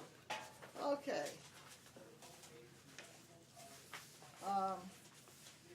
The formula grant and the revolving account, we didn't get reports for. I'll just give you some quick updates if you'd like. When I attended the state MCOA conference at the end of October, the formula grant, the funds are still, everyone's still waiting for that first disbursement of the funds. MCOA is advocating that all the funds be dispersed in just one lump sum as opposed to those two Okay. payments. They're not too optimistic that will happen, but that's what they're trying to push for. So we'll see what happens. We met with the EOEA secretary. I'm on the MCOA advisory board, and that was what they requested. So we'll see what happens. I was explaining to Louise before the meeting in regard to the revolving account, just 3 things to just kind of keep you abreast on. The personnel board voted and approved that retroactive pay increase for our van drivers, so I still am updating the figures so that the revolving account is all brought up to speed. I attended an RTA meeting this morning on behalf of Kristen, and the RTA was complaining that they still don't have their DOT reimbursement funds, and unlike us, they don't have anything else to fall back on. So they were saying that all the RTAs across the state are in quite a predicament. And unfortunately, their statewide association, they've talked to Governor Baker and Lieutenant Governor Polito, and unfortunately, they're just gridlocked because this trickles down from the federal government, so from the federal DOT. So that's where the funds are getting all hung up. So again, these funds, everyone anticipates they're forthcoming and that everybody will be reimbursed in full, but it's the state's hands are tied because of the federal stuff. And last but not least, I have been playing telephone tag with Kelly Bergeron at the Housing Authority. So maybe when we have our workshop Tuesday, I'll have an update on where those funds stand. Let's hope so. I'm Let's hope, hoping yeah. so too. I'm just saying, this is the last one we got on the formula. Could we have this one, I mean, this year's, this is kind of a, you weren't too sure. Oh, the proposed, yes. So could we get one for the Yeah, next why one? don't I update that? Okay. And I was also looking when I talked to Jean about having these positions paid for by the town. And for the volunteer coordinator and the 2 office support coordinators, you're only talking $57,000. I mean, you're not talking millions and millions by any means. And I would say that we put that as a proposal in to, FY20. just to see, as Jean seems to think that we could handle it, and Yeah, unless we ask for it. that's right, and let it be known that that's one, and maybe even to get one of them this year, and, but to put in for all 3 of them. I said, you're not talking a large amount of money. So, I just saw this here, so, if Yeah. we could get that breakdown Okay. Yeah. next I can time. update that. And see what we can do with that. But, okay. Okay, moving right along here. The survey. Oh, here we go. So, So we cue the violins. so again, Very quickly. I updated Louise quickly before the meeting too. We do have all the surveys back from the Central Mass Agency on Aging. I did meet with Ethan, got everything back. Kristen is working on getting a student to try to input the data so it can be queried, like we discussed. So hopefully she'll have an update when we meet with her on Tuesday for our strategic planning workshop. I am hoping to be able to give you some data. Kristen would like for some preliminary data that came out of the survey that we can include in that SWOT analysis, because where you do have, the SWOT that we did through the self-assessment, through the board, through the staff, and then Kathy's compilation of the SWOT from what she got from everybody. Kristen would like to include, what we took out of the survey that we can include in the SWOT, so we can say it was a community-wide analysis. So that's kind of where we're focusing on extrapolating out of the survey right now from the data we got back. So hopefully, and that leads us into the strategic plan update. I think you all got your nice little folder. Yeah. This is all we need for Tuesday. Yes. At all, huh? All that other stuff that we have. Next Tuesday? Next Coming Tuesday Tuesday. morning Oh, Yeah, I'm not the going to be 20th. here. at 9 o'clock. Not going to be here. Oh no. I'm going to be going out of town Monday. Oh. Oh, I'm sorry about that. We will miss you. Do you want to phone in? Yeah. Skype? Yeah, If you there's could. anything that comments you want to make, Not right now. Just- Yeah, I'll look at it. not now, but look at it and Sure. see. If there's anything you want, then just email me or Sharon or both of us or something and let us know. I think you would be particularly interested in the library's initiatives. They're under tabs. I read that. think. I read that. Yes. You sent it all out. I read that fairly carefully. Yeah. So there's quite Yeah. a few things that I Yeah. think overlap very nicely with the things we're talking about. So I think there'd be a very natural collaboration there. Yeah, I on was quite a few glad to get items. that. Yeah, as I said, I haven't had time to go through the whole thing. Just part of it. And they're but- still working on their grid as far as the action part of the timeline and who's going to do all of. They're still working on that part of it. That's more just like the narrative. And they instead of doing a SWOT, they did what was called a SOAR analysis. So that's all explained in that Okay, narrative. They're still working on their grid as far as the action steps. So once they have theirs, we'll see again more areas where we can collaborate on ours as well. And Sharon, this is very nicely put up. The whole setup has been very nicely set up, and And this is makes what it was, when so Sharon much showed ease. it to me, and I said, I think that everybody would appreciate this. And the whole bag full of papers I have, I can recycle. And this is concise Yeah. and And very this is nicely. inclusive, the emails that we got earlier. this is all of them, I think, isn't it? Everything. Yes, it should. Well, when Kristen and I have been trying to just consolidate all the different documents, I was telling Louise, I know I have an actual bin of all of the stuff since we started back with the self-assessment and then all of Yeah, our I stuff have with that, yeah. Kathy. And so Kristen and I have been trying to just whittle everything down to just, I know that's a little bit more than a handful, but just a handful of documents. And she'd like to thin that out even further, because obviously our strategic plan should just be one thing. But at least for now, those I think are the key things we want to focus on. The EOEA stuff that Shashi was pulling things out of, the libraries, because their timeline overlaps so much with ours, and there's a lot of collaborative things Yeah. there. And then just our a very consolidated and grid of all the things we worked on with Kathy, a narrative, and a few other items. And again, so hopefully we'll be paring that down even more.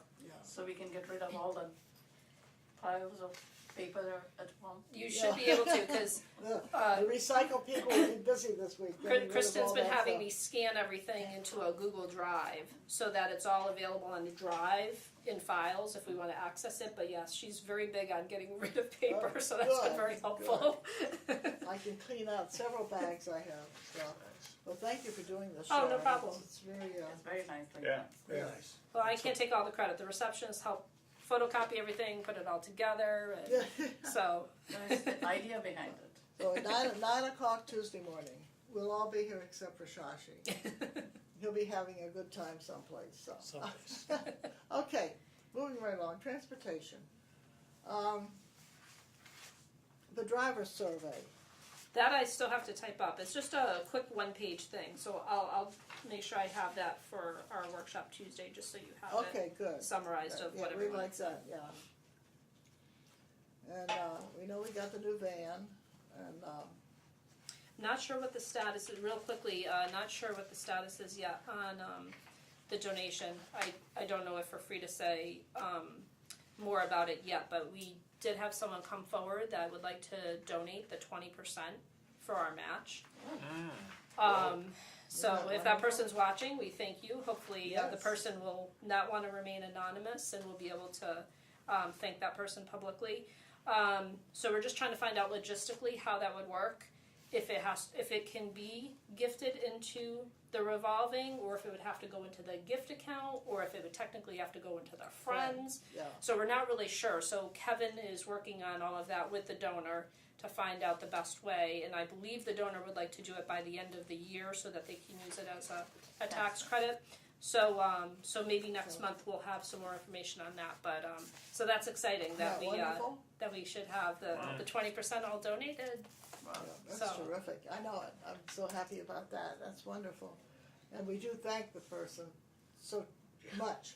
Yes. We can put our fundraising toward our fourth van, which Yes. we will need. That's one of the things we're gonna ask for. Okay, outreach, we have to. I had a we didn't- question I'm about, sorry. on We the didn't do transportation. transportation, we didn't do Cynthia's. I'm sorry, I got ahead of myself, yeah.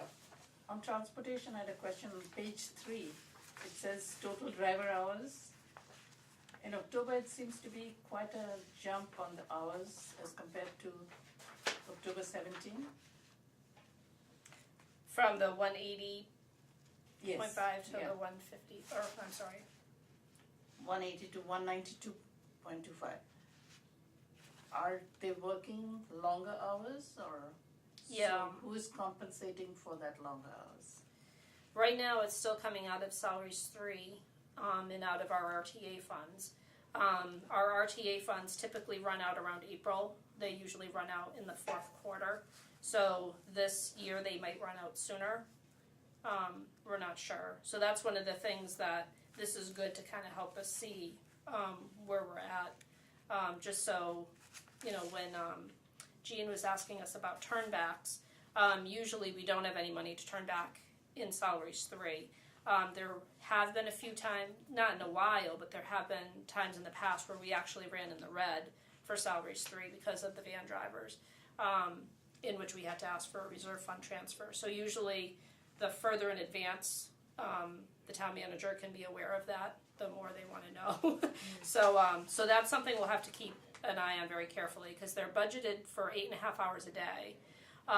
But because of the things that we've been talking about, just needing to, handle more people, more volume, trying to get people to where they need to go. Some of the drivers have been on the road 9.5, 10 hours a day. Oh, wow. So that does make you run over quite a bit. Yeah, And some of the times we've done a split shift where we've had somebody drive half the day and somebody else drive the other half. So somebody's doing a 5-hour shift and somebody else is doing another 5 hours, but the van itself is on for 10 hours that day. So it does make a difference compared to last year's hourly figure. Just a quick question. Does DOT allow that? 8.5 hours of work? That includes a break, I'm sure. Yeah, we do have to, the only guidelines is we do have to provide a half-hour lunch break, a paid lunch break. So that's the 8.5 hours. Half hour is the lunch. All right. I believe it's anything over 5 hours, which is why if we're doing a 10, we split it. I believe anything over 5 hours, you have to give a half-hour paid lunch break.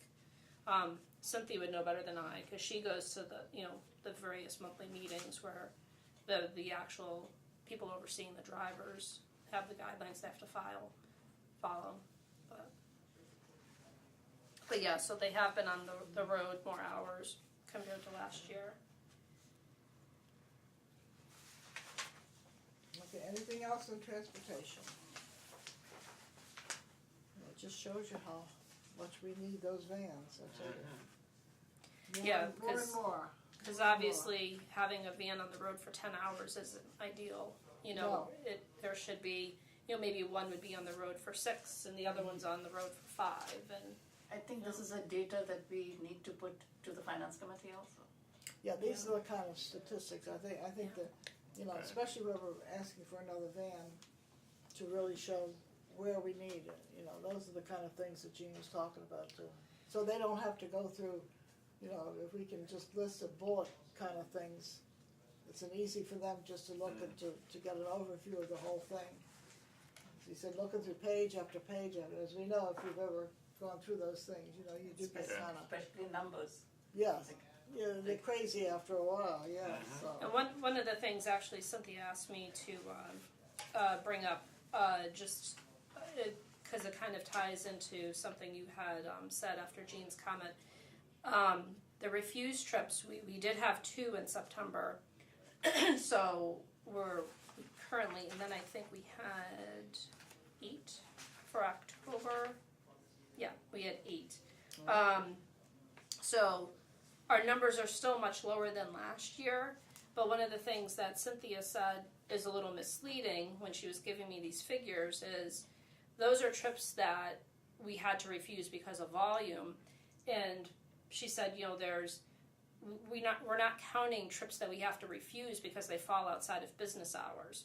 So when somebody calls and says, I have an 8 o'clock appointment, and we say, well, sorry, the earliest we could take you would be 9, or I have a 3:30 appointment, and we say, well, our vans need to be off the road, we're doing our last pickups at 3. We don't count those as refusals because these are refusals that their trip was in the system, and then we had too much volume and we couldn't accommodate their trip. Does So- she have those figures? Yeah, should we count those? We As should have her start counting those.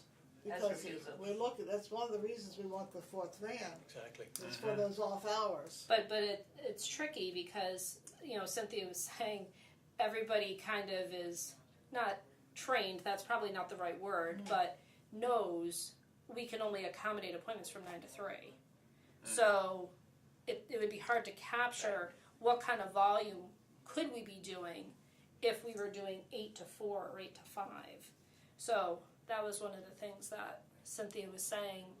Even though the refusals are still low, she knows, I could certainly ask her to start Just start, documenting yeah, trips for a month or two. But just to see. but there's definitely more where if people could go Well, that- earlier or that's the later, whole they thing, certainly yeah. would, but they know they're not even going to call in and ask because they know that they can't. Yeah. So, Well, it'd be interesting to see, even, just how many do call, Yeah, even though if call they know, outside. that, because those are the kind of figures that I think, Yeah. will impress them, or not impress them, but inform But them. they need to inform them. know them if they're going That's to right, make a it's why decision. we're looking, so. yeah. So, okay, outreach. We're gonna run out of time here. Yeah, they're gonna win over the town We hall. have top three new records this week, this month. A new high for contacts, applications have hit a new high, and phone calls are the highest on record. So it shows you that the need is out there. And you need to,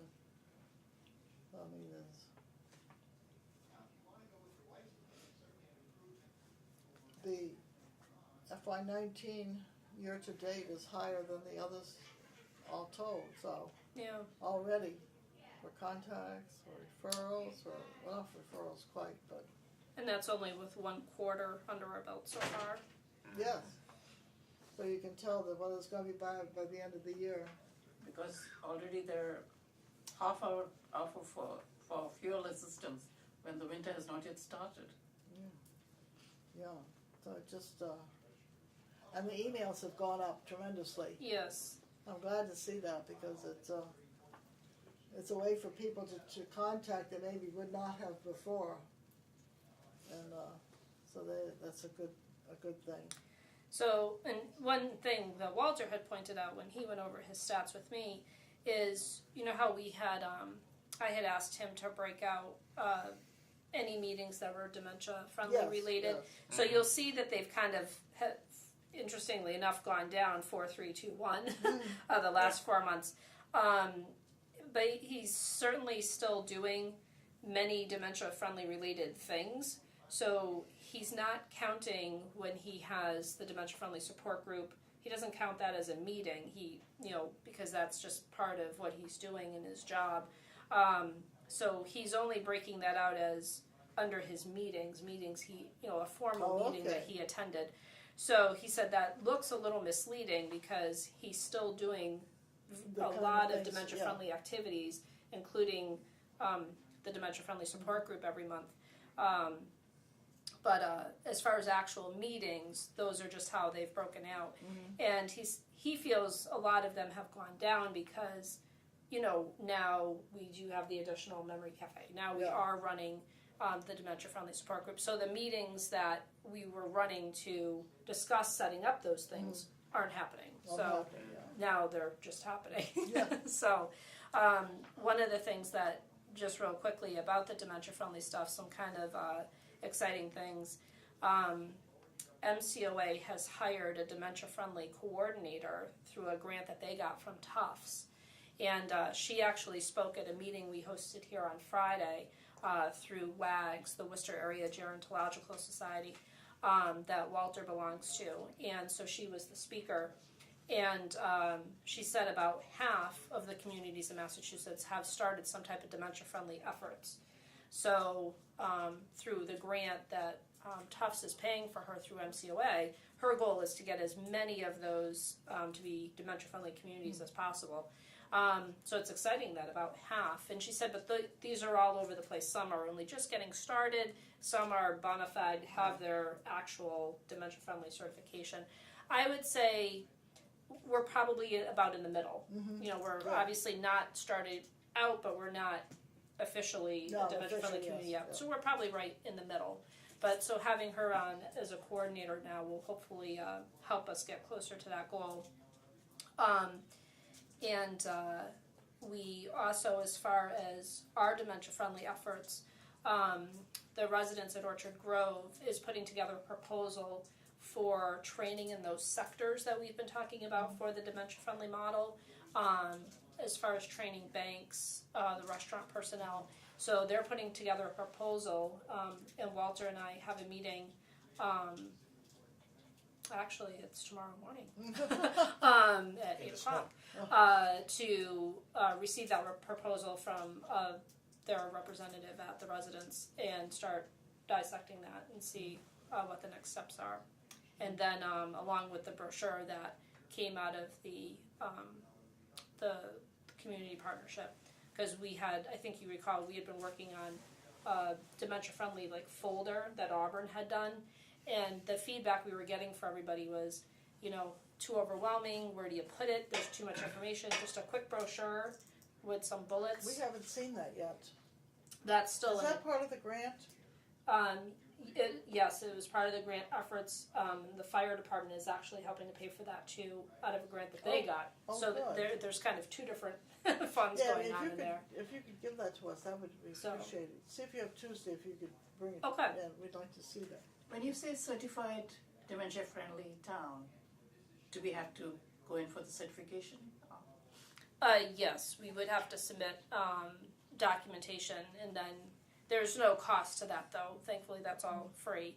And now we would do it through this dementia-friendly coordinator through MCOA. She would help walk us through that step. If we felt we were finally at that point, she would help us gather all the information and then get that official declaration, and then, you know, we would publicize that and get some publicity. I think Westboro and Northboro both, Auburn. I think, are certified.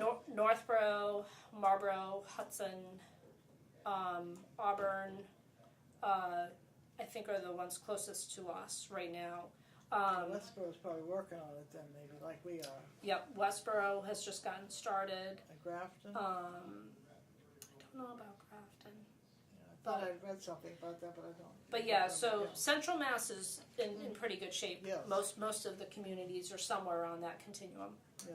So And what else is happening with the grant that we got? as far as I know you were working on the brochure thing yeah, last year.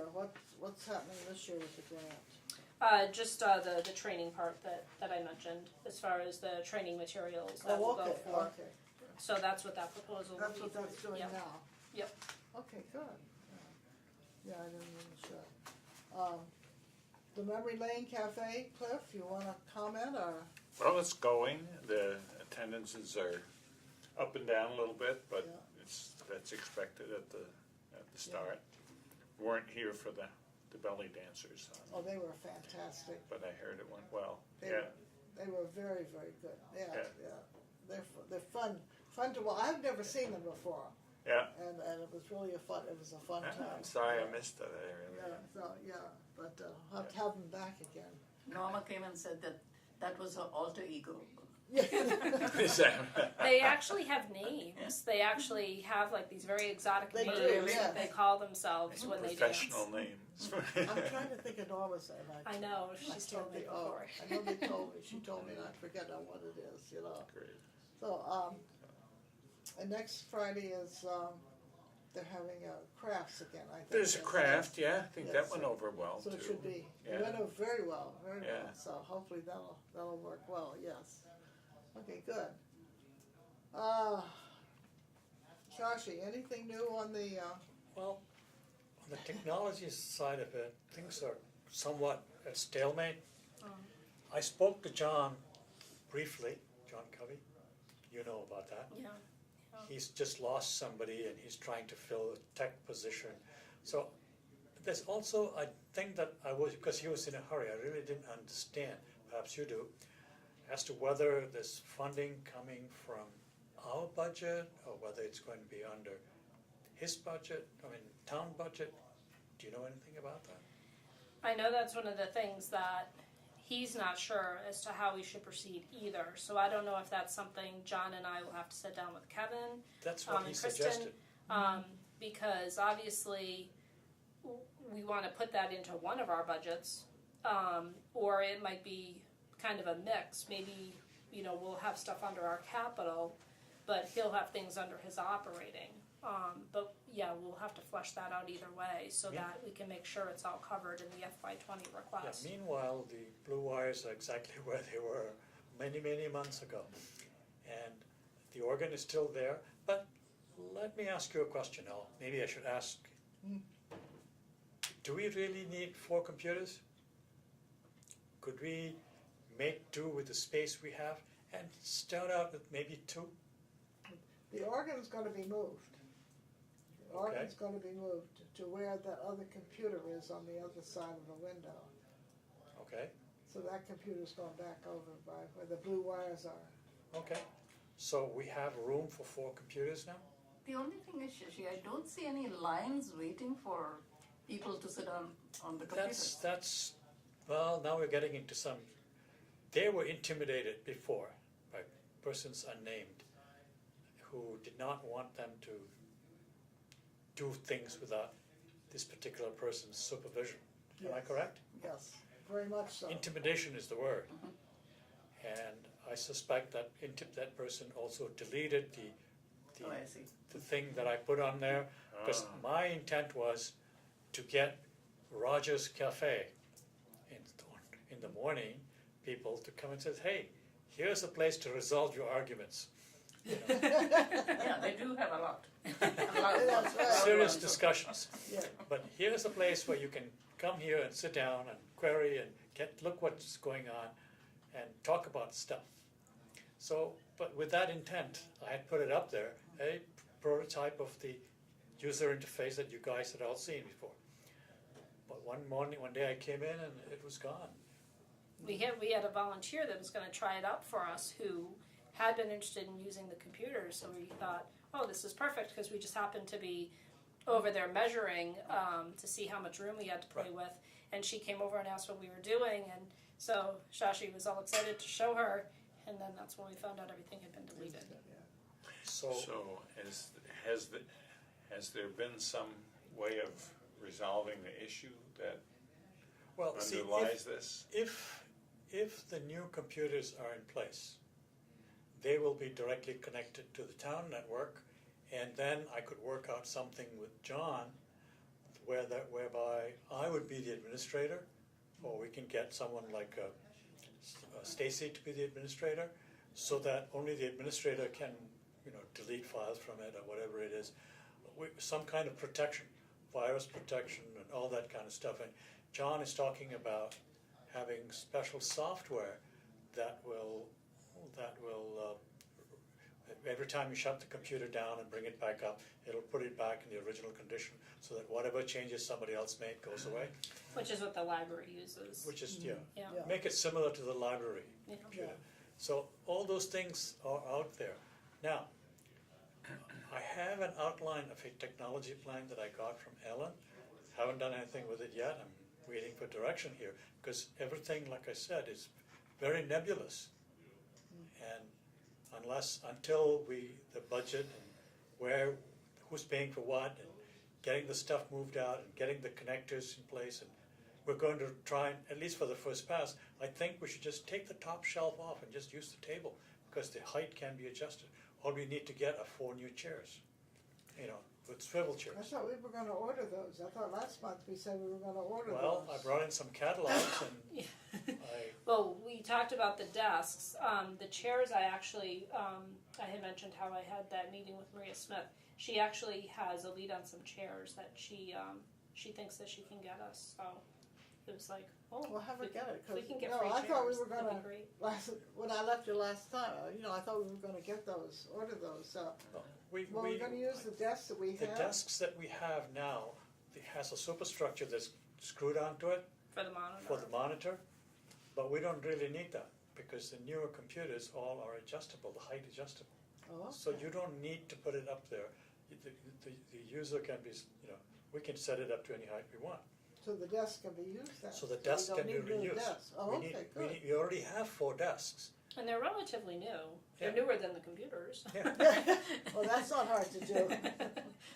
I think the computers are about 8 years or 10 years old, something like that. Yeah. Uh, When we started talking, they were 8 years. I think now they're 10 years. Yeah. Computer years is 100 years. Yeah. See, Yeah. the problem with old technology is not the technology, but what happens is that it can no longer support, when Windows, I know my 8-year-old Dell is getting long in the tooth, and the Windows 10, and Gmail takes a while to get its act together. So that's the kind of problem you run into with older computers. But if we're getting this through the town and goes through the normal refresh cycle every 3 years, every 5, that's the way to do it. yeah. So is John gonna put it in his budget, or you? Well, that's the thing. John Yeah, said, you need Yeah. to talk to him. John said, the 3 of you, Kevin, Yeah.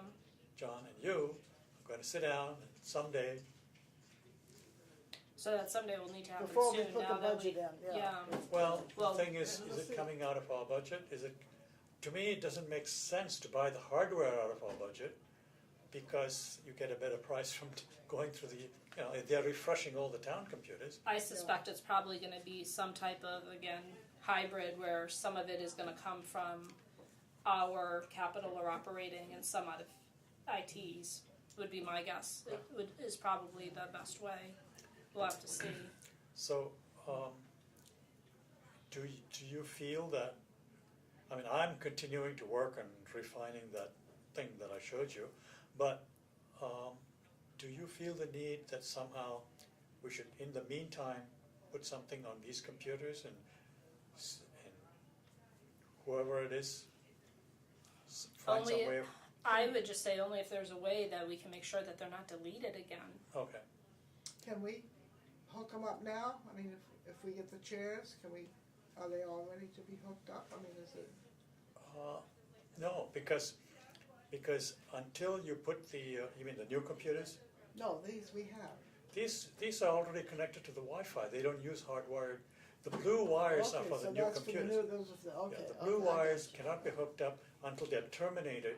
Yeah, okay. All that, the wiring, the power wire, I all would that. say go ahead and use these, get them going. Is there We a have to way? figure out a way to protect those files from Yeah. being overwritten. Well, they've gotta be able to be set up so Oh, there's sure. an administrator. I have- Yeah. Well, we don't know who has administrative privileges right now. I know that I don't have it, but I don't know how to, I might need to go talk to John, some help, and, Make you an administrator. something like that. Yeah. Okay, And as far as you have here discuss technology plan and security issues, and what are we discussing? Are we we talking had talked about- about, cameras, the security, remember we talked about? CCTVs, Yeah. closed circuit televisions, closed circuit television. CCTV, yeah. But also the doorways, the cameras, like Again- they have at the town hall. I Again, guess that's what John we're did looking- a survey of the entire all the municipal buildings. Yes, And he understands what the needs are. Now, the question is, are we going to provide something in the interim from our own funds for here? Or that's are what we we, need to find out. We need to Because find again, out. maybe that's bringing up the capital again, maybe that's something that needs to be in our capital budget if John doesn't feel it can go in his budget. Oh, when does the capital budget have to be in? Soon. Tuesday. It's due Tuesday. Tuesday. Can you find out from him, because I mean, Yeah. we don't wanna miss the opportunity to put it in, Yeah. if it has to be out of our budget. is it possible for us to spend some of this money for an interim system? Or, I mean, you know, you can go on Amazon and buy a home security system for That's true. not much money. Is this I something? think we need it, I mean, we've needed it for a long time. Well, you see, I think I may have mentioned this at the last meeting. This building is much more accessible to the public than town hall. Well, surely it is. People go in there on business, they take care of the business, and they leave. Here, especially in the summertime when we have farmers market, you have all kinds of people walking in and out, using the restrooms, looking at the billboards, walking around. But you have that now. You have people coming in all the time. You know, you're here any time, you'll see people just coming and walking around, looking at things, and, you know, so, I mean, that's why we need this. And conceivably, you could be here all day if And you all had night. and if you Yeah. had things that you were interested in. You could be here back to back, doing Yeah. things, eating lunch, Have and lunch, yeah. then. You know, Whereas so- at the town hall, like you said, you're kind of coming in, paying a bill, and then you're taking off. Yeah. You know, So- you're not really going to be at the town hall all Like, day. you might go to the building inspector, you might go upstairs to the engineering people, but that's about it. You know, you That's know it. where you're going, and then you leave. Right. It's Yeah, not would you the same find thing out here. about that? Yeah. Yeah. Let me see Because I if said can if it find has out. to come out of our capital budget, Then it needs or to be added in proposals, there. it needs to be added to it, you know. Yeah, and we may need, again, we may need the services of somebody who knows how to go about doing this. I don't think going to Amazon to buy a home security system No, will solve the problem. I don't think that's gonna Right. do it, no, no, no. We need an interim Yeah. solution. Okay, Now, as far as the Flipping right technology along here. plan goes, what's your direction here? Should I take print out that technology plan outline that I got from Ellen Dolan and pass it around? Yeah, because we should probably have that Tuesday as part of our strategic planning Yeah. discussion, Okay, as well as. I downloaded that Okay. and I will circulate it to everybody Okay. as a starting point for our technology plan. that sounds good. Yeah, Okay. that would be great. Because we want that as part of the Yeah. plan. So I think I've covered my line item here. Good. Thank you very much. Well, almost. I think Next line has got copy machine, that's the update. signage, and sound system. Now, Well, I mean, you again, know, excuse me, yeah, again, with the sound system, we sat here with Bob Cox and what's his name, from the high school, Greg. Greg, and we had all kinds of ideas and I had notes, but I don't know why this is not happening. I don't Do either. you? Nope. How do we get things to move? What I was told at this point was to wait until Bob's successor comes on board. He apparently is leaving The end of this month. a list of projects that are still in the works. He has said that he has the sound system he has the line item, he has it budgeted, he has it earmarked that this is what this money is for. But obviously during the transition we want to make sure that that's conveyed, and that that doesn't get lost during the transition, that we have those funds there to be able to Have get you the sound talked to system. Kristen about that? A little bit. But yeah, hopefully we can get some more clarification now that that's coming up very soon. I mean, Bob Cox is leaving the end of November, so. End of he's November. retiring. Mhm. Yeah. Yeah, a couple more weeks. Which is, yeah, I was gonna say, which is what, 2 weeks, yeah, so. it's measured in days. Yeah, Yeah. so, the signage, we have no idea what's happening to that. The coffee machine, do we ever get anybody to monitor that?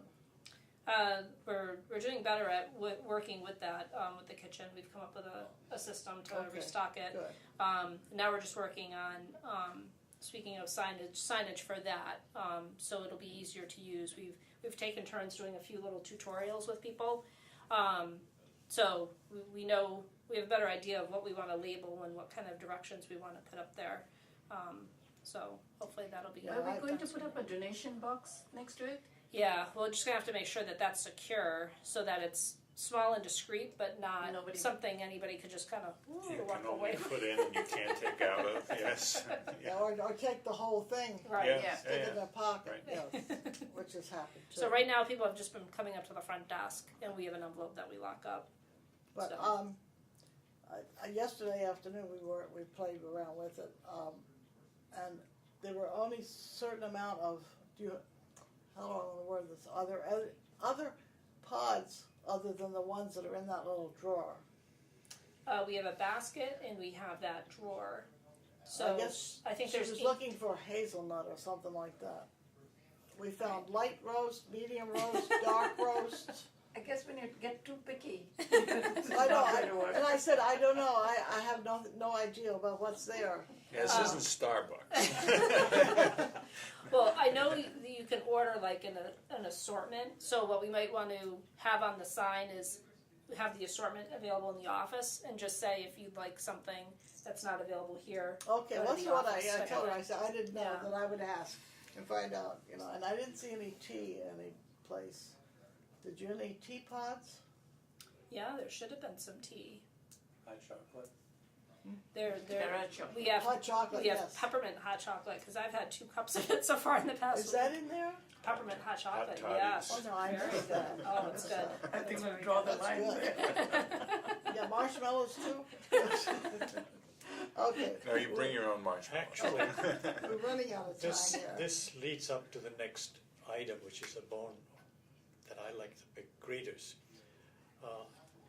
Last week during election week. Oh, yeah. There were all kinds of people in here. They came to vote, and they came by here.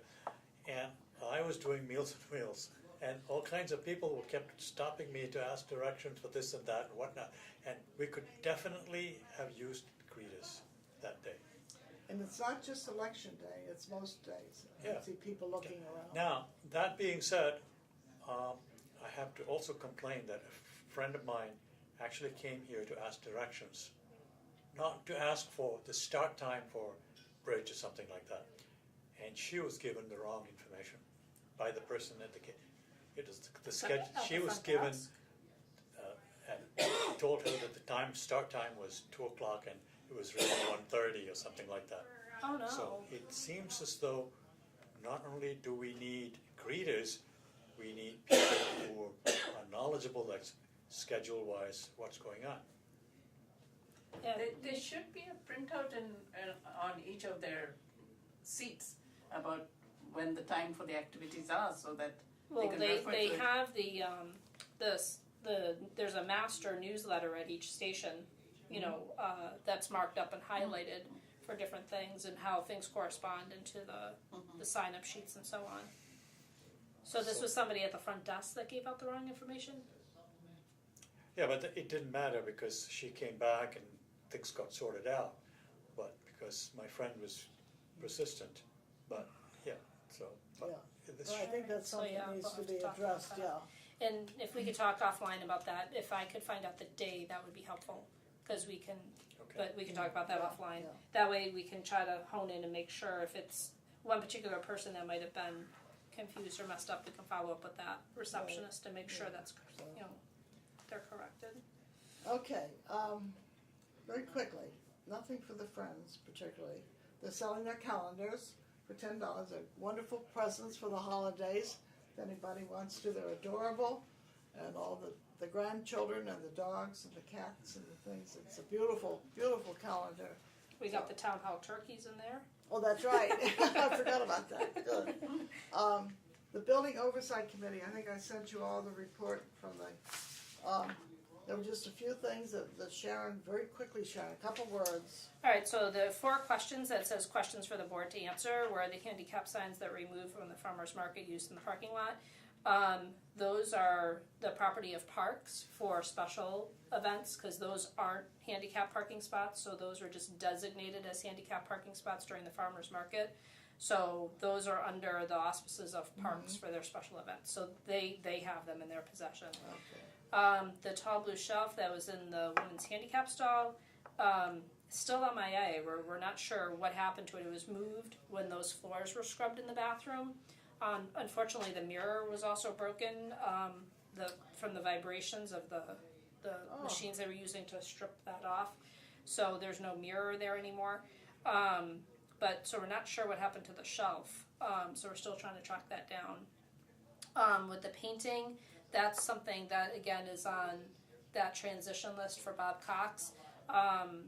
We've been told the funding for it is chopped up into 2 pieces.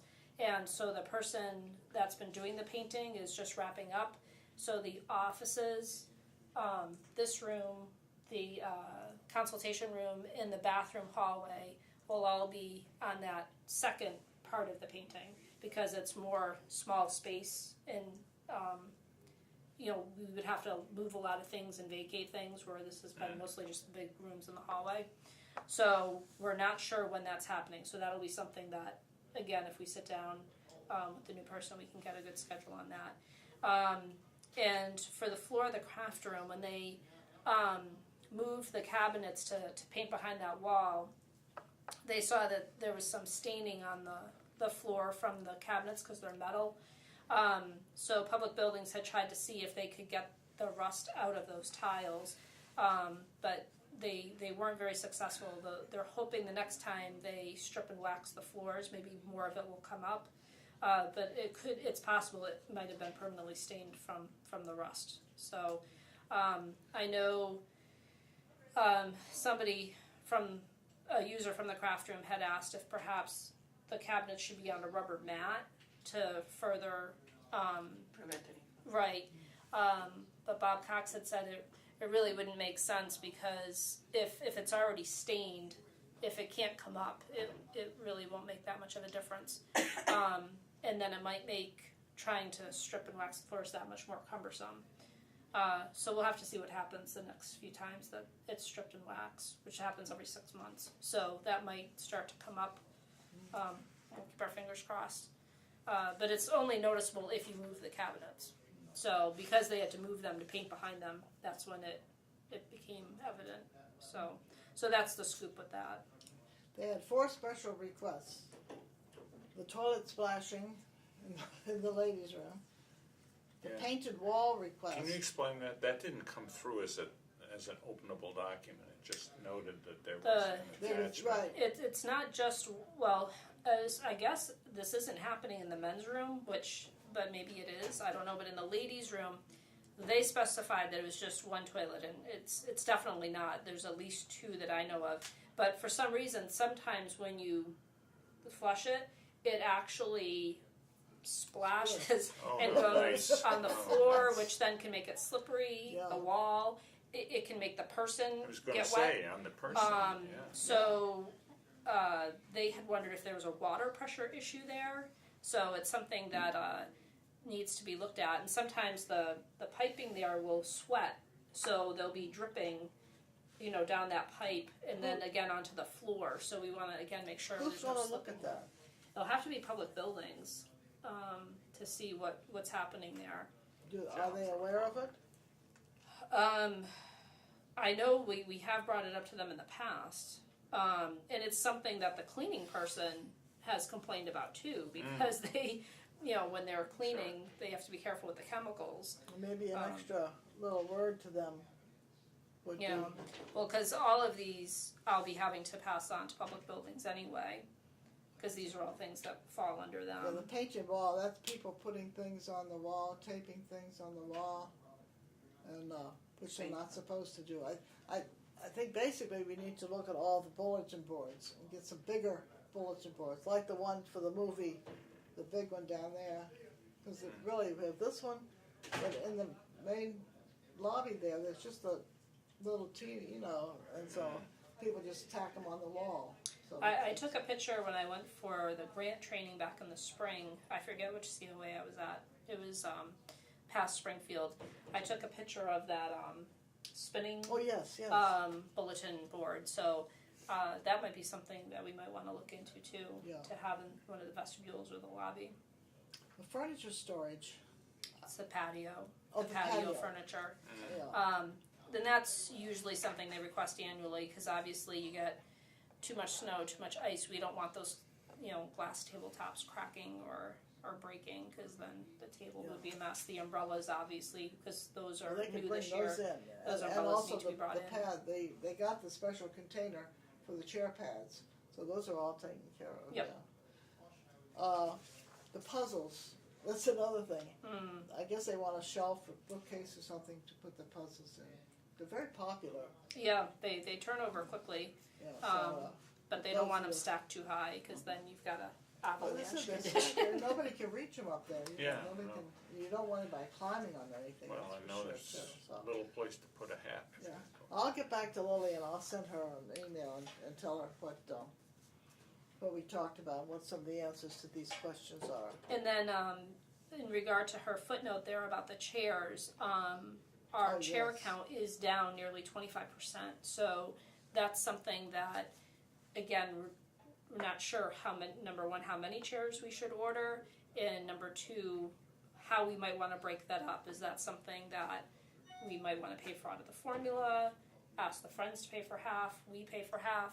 Do we want to get some now and then put the rest under the capital funding request because it is a key function of the building. I mean, we need chairs. So I don't know. That's kind of another thing that where do we put that? And do we want to order the, missing, they're not missing, they're chairs that have broken over time because most of them are original chairs. We've gotten some piecemeal over the years to replace when we've had a large number of chairs break, but these are mostly original chairs from when we opened the building that need to be replaced. So we need to figure out, Well, again, we need about 50 of them. yeah. We need about 50 chairs. And So- last we knew, they were about $20 each in bulk. So we're looking at a pretty good chunk of money to replace them. So I don't know. I hesitate to put it in the capital. We have so many things going in. That where we have the friends, and we also have the gift fund. Maybe we could.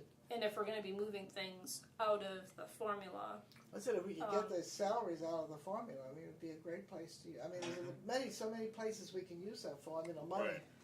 If we can get the salaries out of there, but that's not this year. That's gonna be for next year. right? We And might.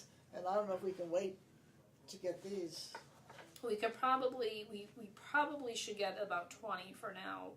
We could probably make do, but ideally, sometime after the new fiscal year, we should ideally have it. I would say ask the friends to split the cost. That seems fair.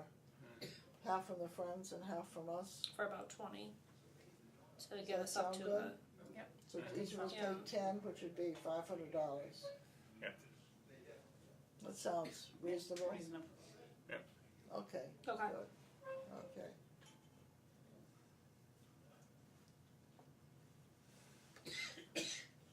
Okay. Okay. We're not going to get to the budget, that's for sure. But we'll go. I just want to kind of introduce what I'm thinking we're going to do.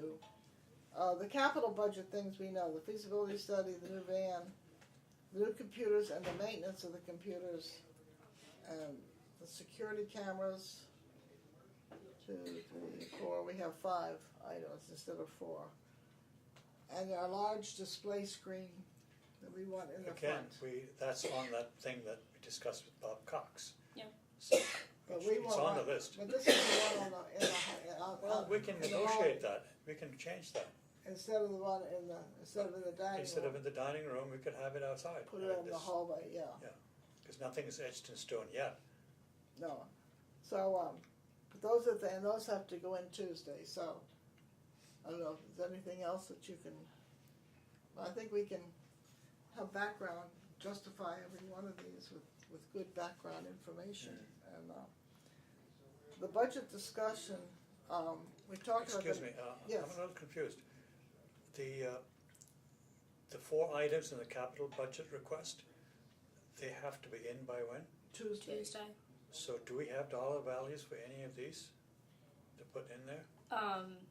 Yes, particularly the van, because I think we just plan on using the figure that we got for the DOT's van, at least as kind of a ballpark figure for what we know a van would cost. The feasibility study, we got that figure from Kevin.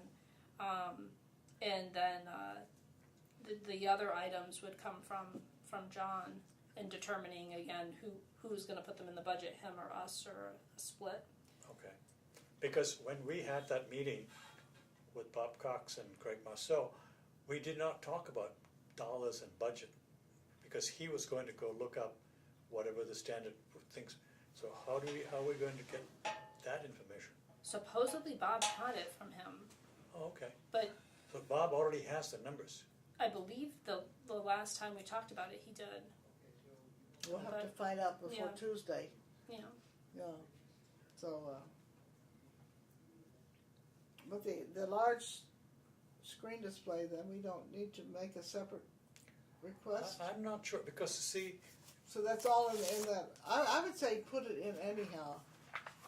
And then if it's gonna be included, then we'll just, but I would say, because I think it's something we definitely want in that front hall. but you see, Greg Marceau and I and Sharon and Bob Cox took this thing here and we came out with position of speakers, position Yeah, of things, right, yeah, displays, all that stuff. Mhm. It was going to be a whole integrated thing. So if you just want to pull this one piece out, perhaps we should have all of this as one line item. Upgrade to the sound system and everything else. Projector, Or upgrade electronics. Sound system, yeah. Maybe something. upgrades to the audio-visual system. How about that? I like that. okay, Yeah. Including a large screen display. including, okay, That is probably what Bob already has the numbers for. Yes. We can certainly use that for budgetary purposes.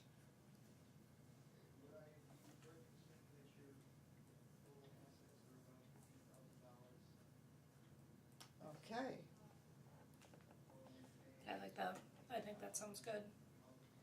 Um, And I mean, when people hear audio-visual equipment, I mean, that's pretty all-encompassing and Right. self-explanatory. Because we are upgrading the projector. Yeah. The control systems for that, the speakers. Yep. The DVD player, The microphones. the microphones, Yep. Yeah, and all of that. all of Yep. that. Yep. Okay, good, Perfect. good. The budget discussion we will do in December. And Shashi and I are gonna share the chair of that meeting.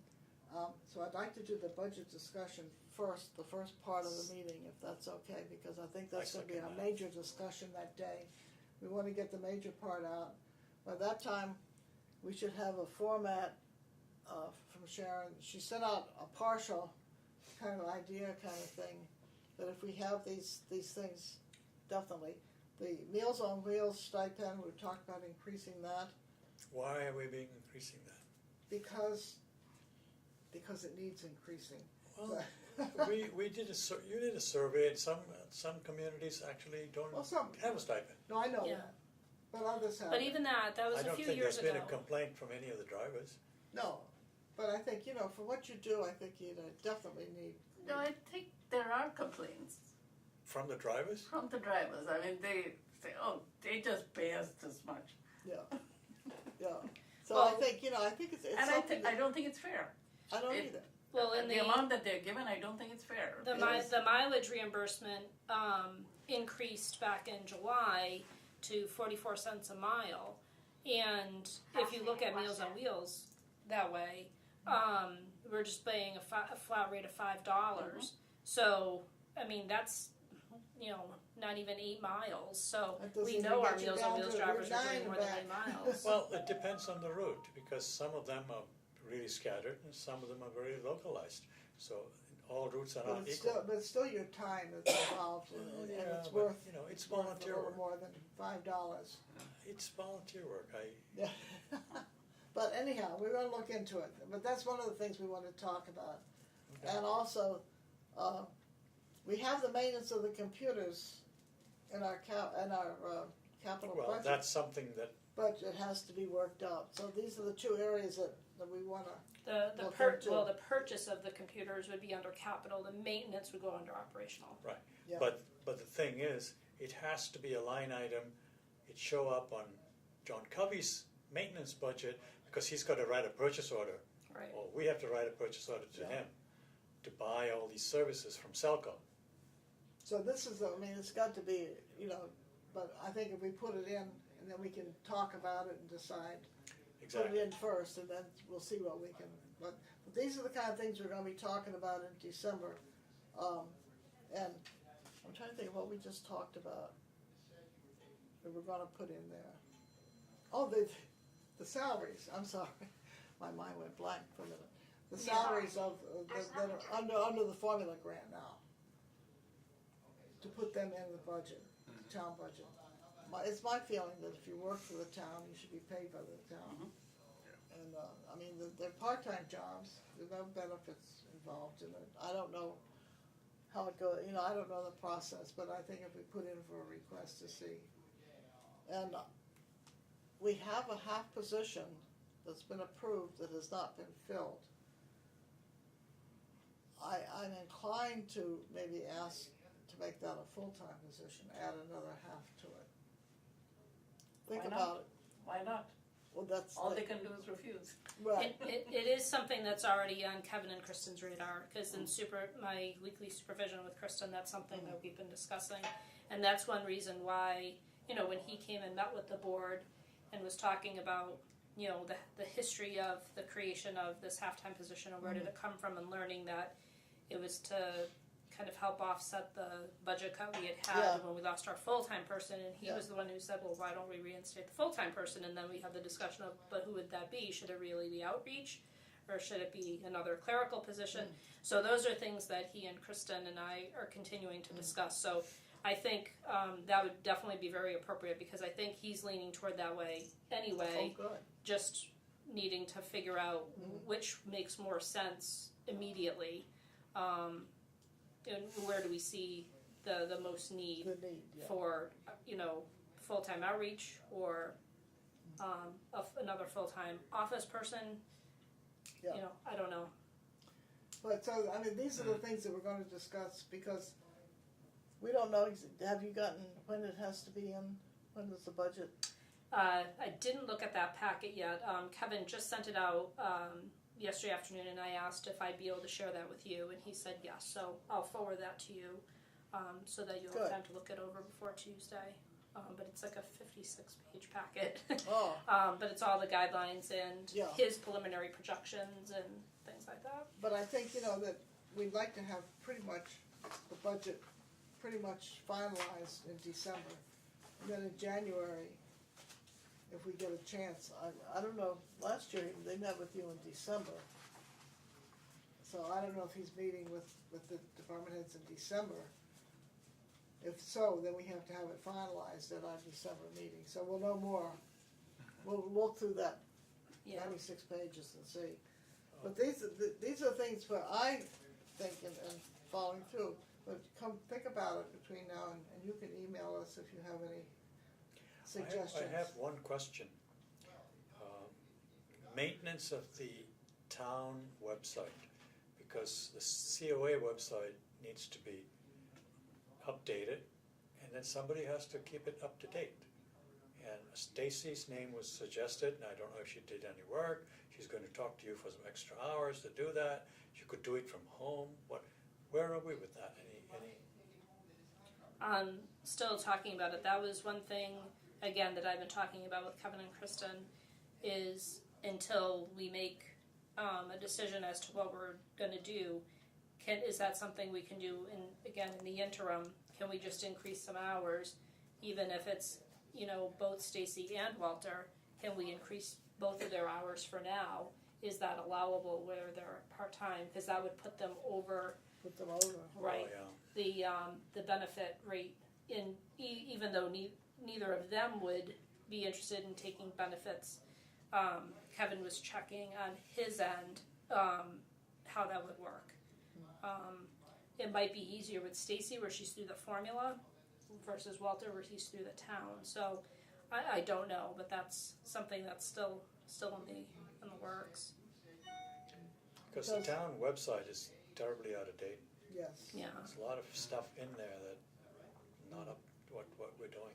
But if, you know, if we could keep our section up to date, then, you know. Yeah, that's but- what I'm talking about. I'm talking about the COA page on the Oh, town oh, website. oh, on the, oh, This- okay. On the town, Yeah. you know, there, But- if you look at, Oh, I know, yeah. I Uh, looked at it, yeah. yeah. I see. I think the newsletter is still, did They you still get, have the old mission statement. When I was Okay. looking. did the newsletter, any issues with the newsletter this month, Cliff? Did it come through the way it Yeah, should? it came through on the 1st of the month. Oh, perfect, Yes. perfect. Oh, good, good, good. Okay, so at least one kink worked out apparently. Yeah, right. So, One at a time. We'll get there. but if we get a full-time person in the office, then that person could be the one to do the website, sure. you know, With a and that little would be bit of part training. of that job description, Sure. you know. Yeah. So, which would be good, yes. Okay, anything else? We know where we're headed, and happy Thanksgiving, everyone, Happy Thanksgiving to you. Thank you. and Yeah, that's right. motion to adjourn, I use the motion. second, Second. all in favor, I Aye. we adjourn.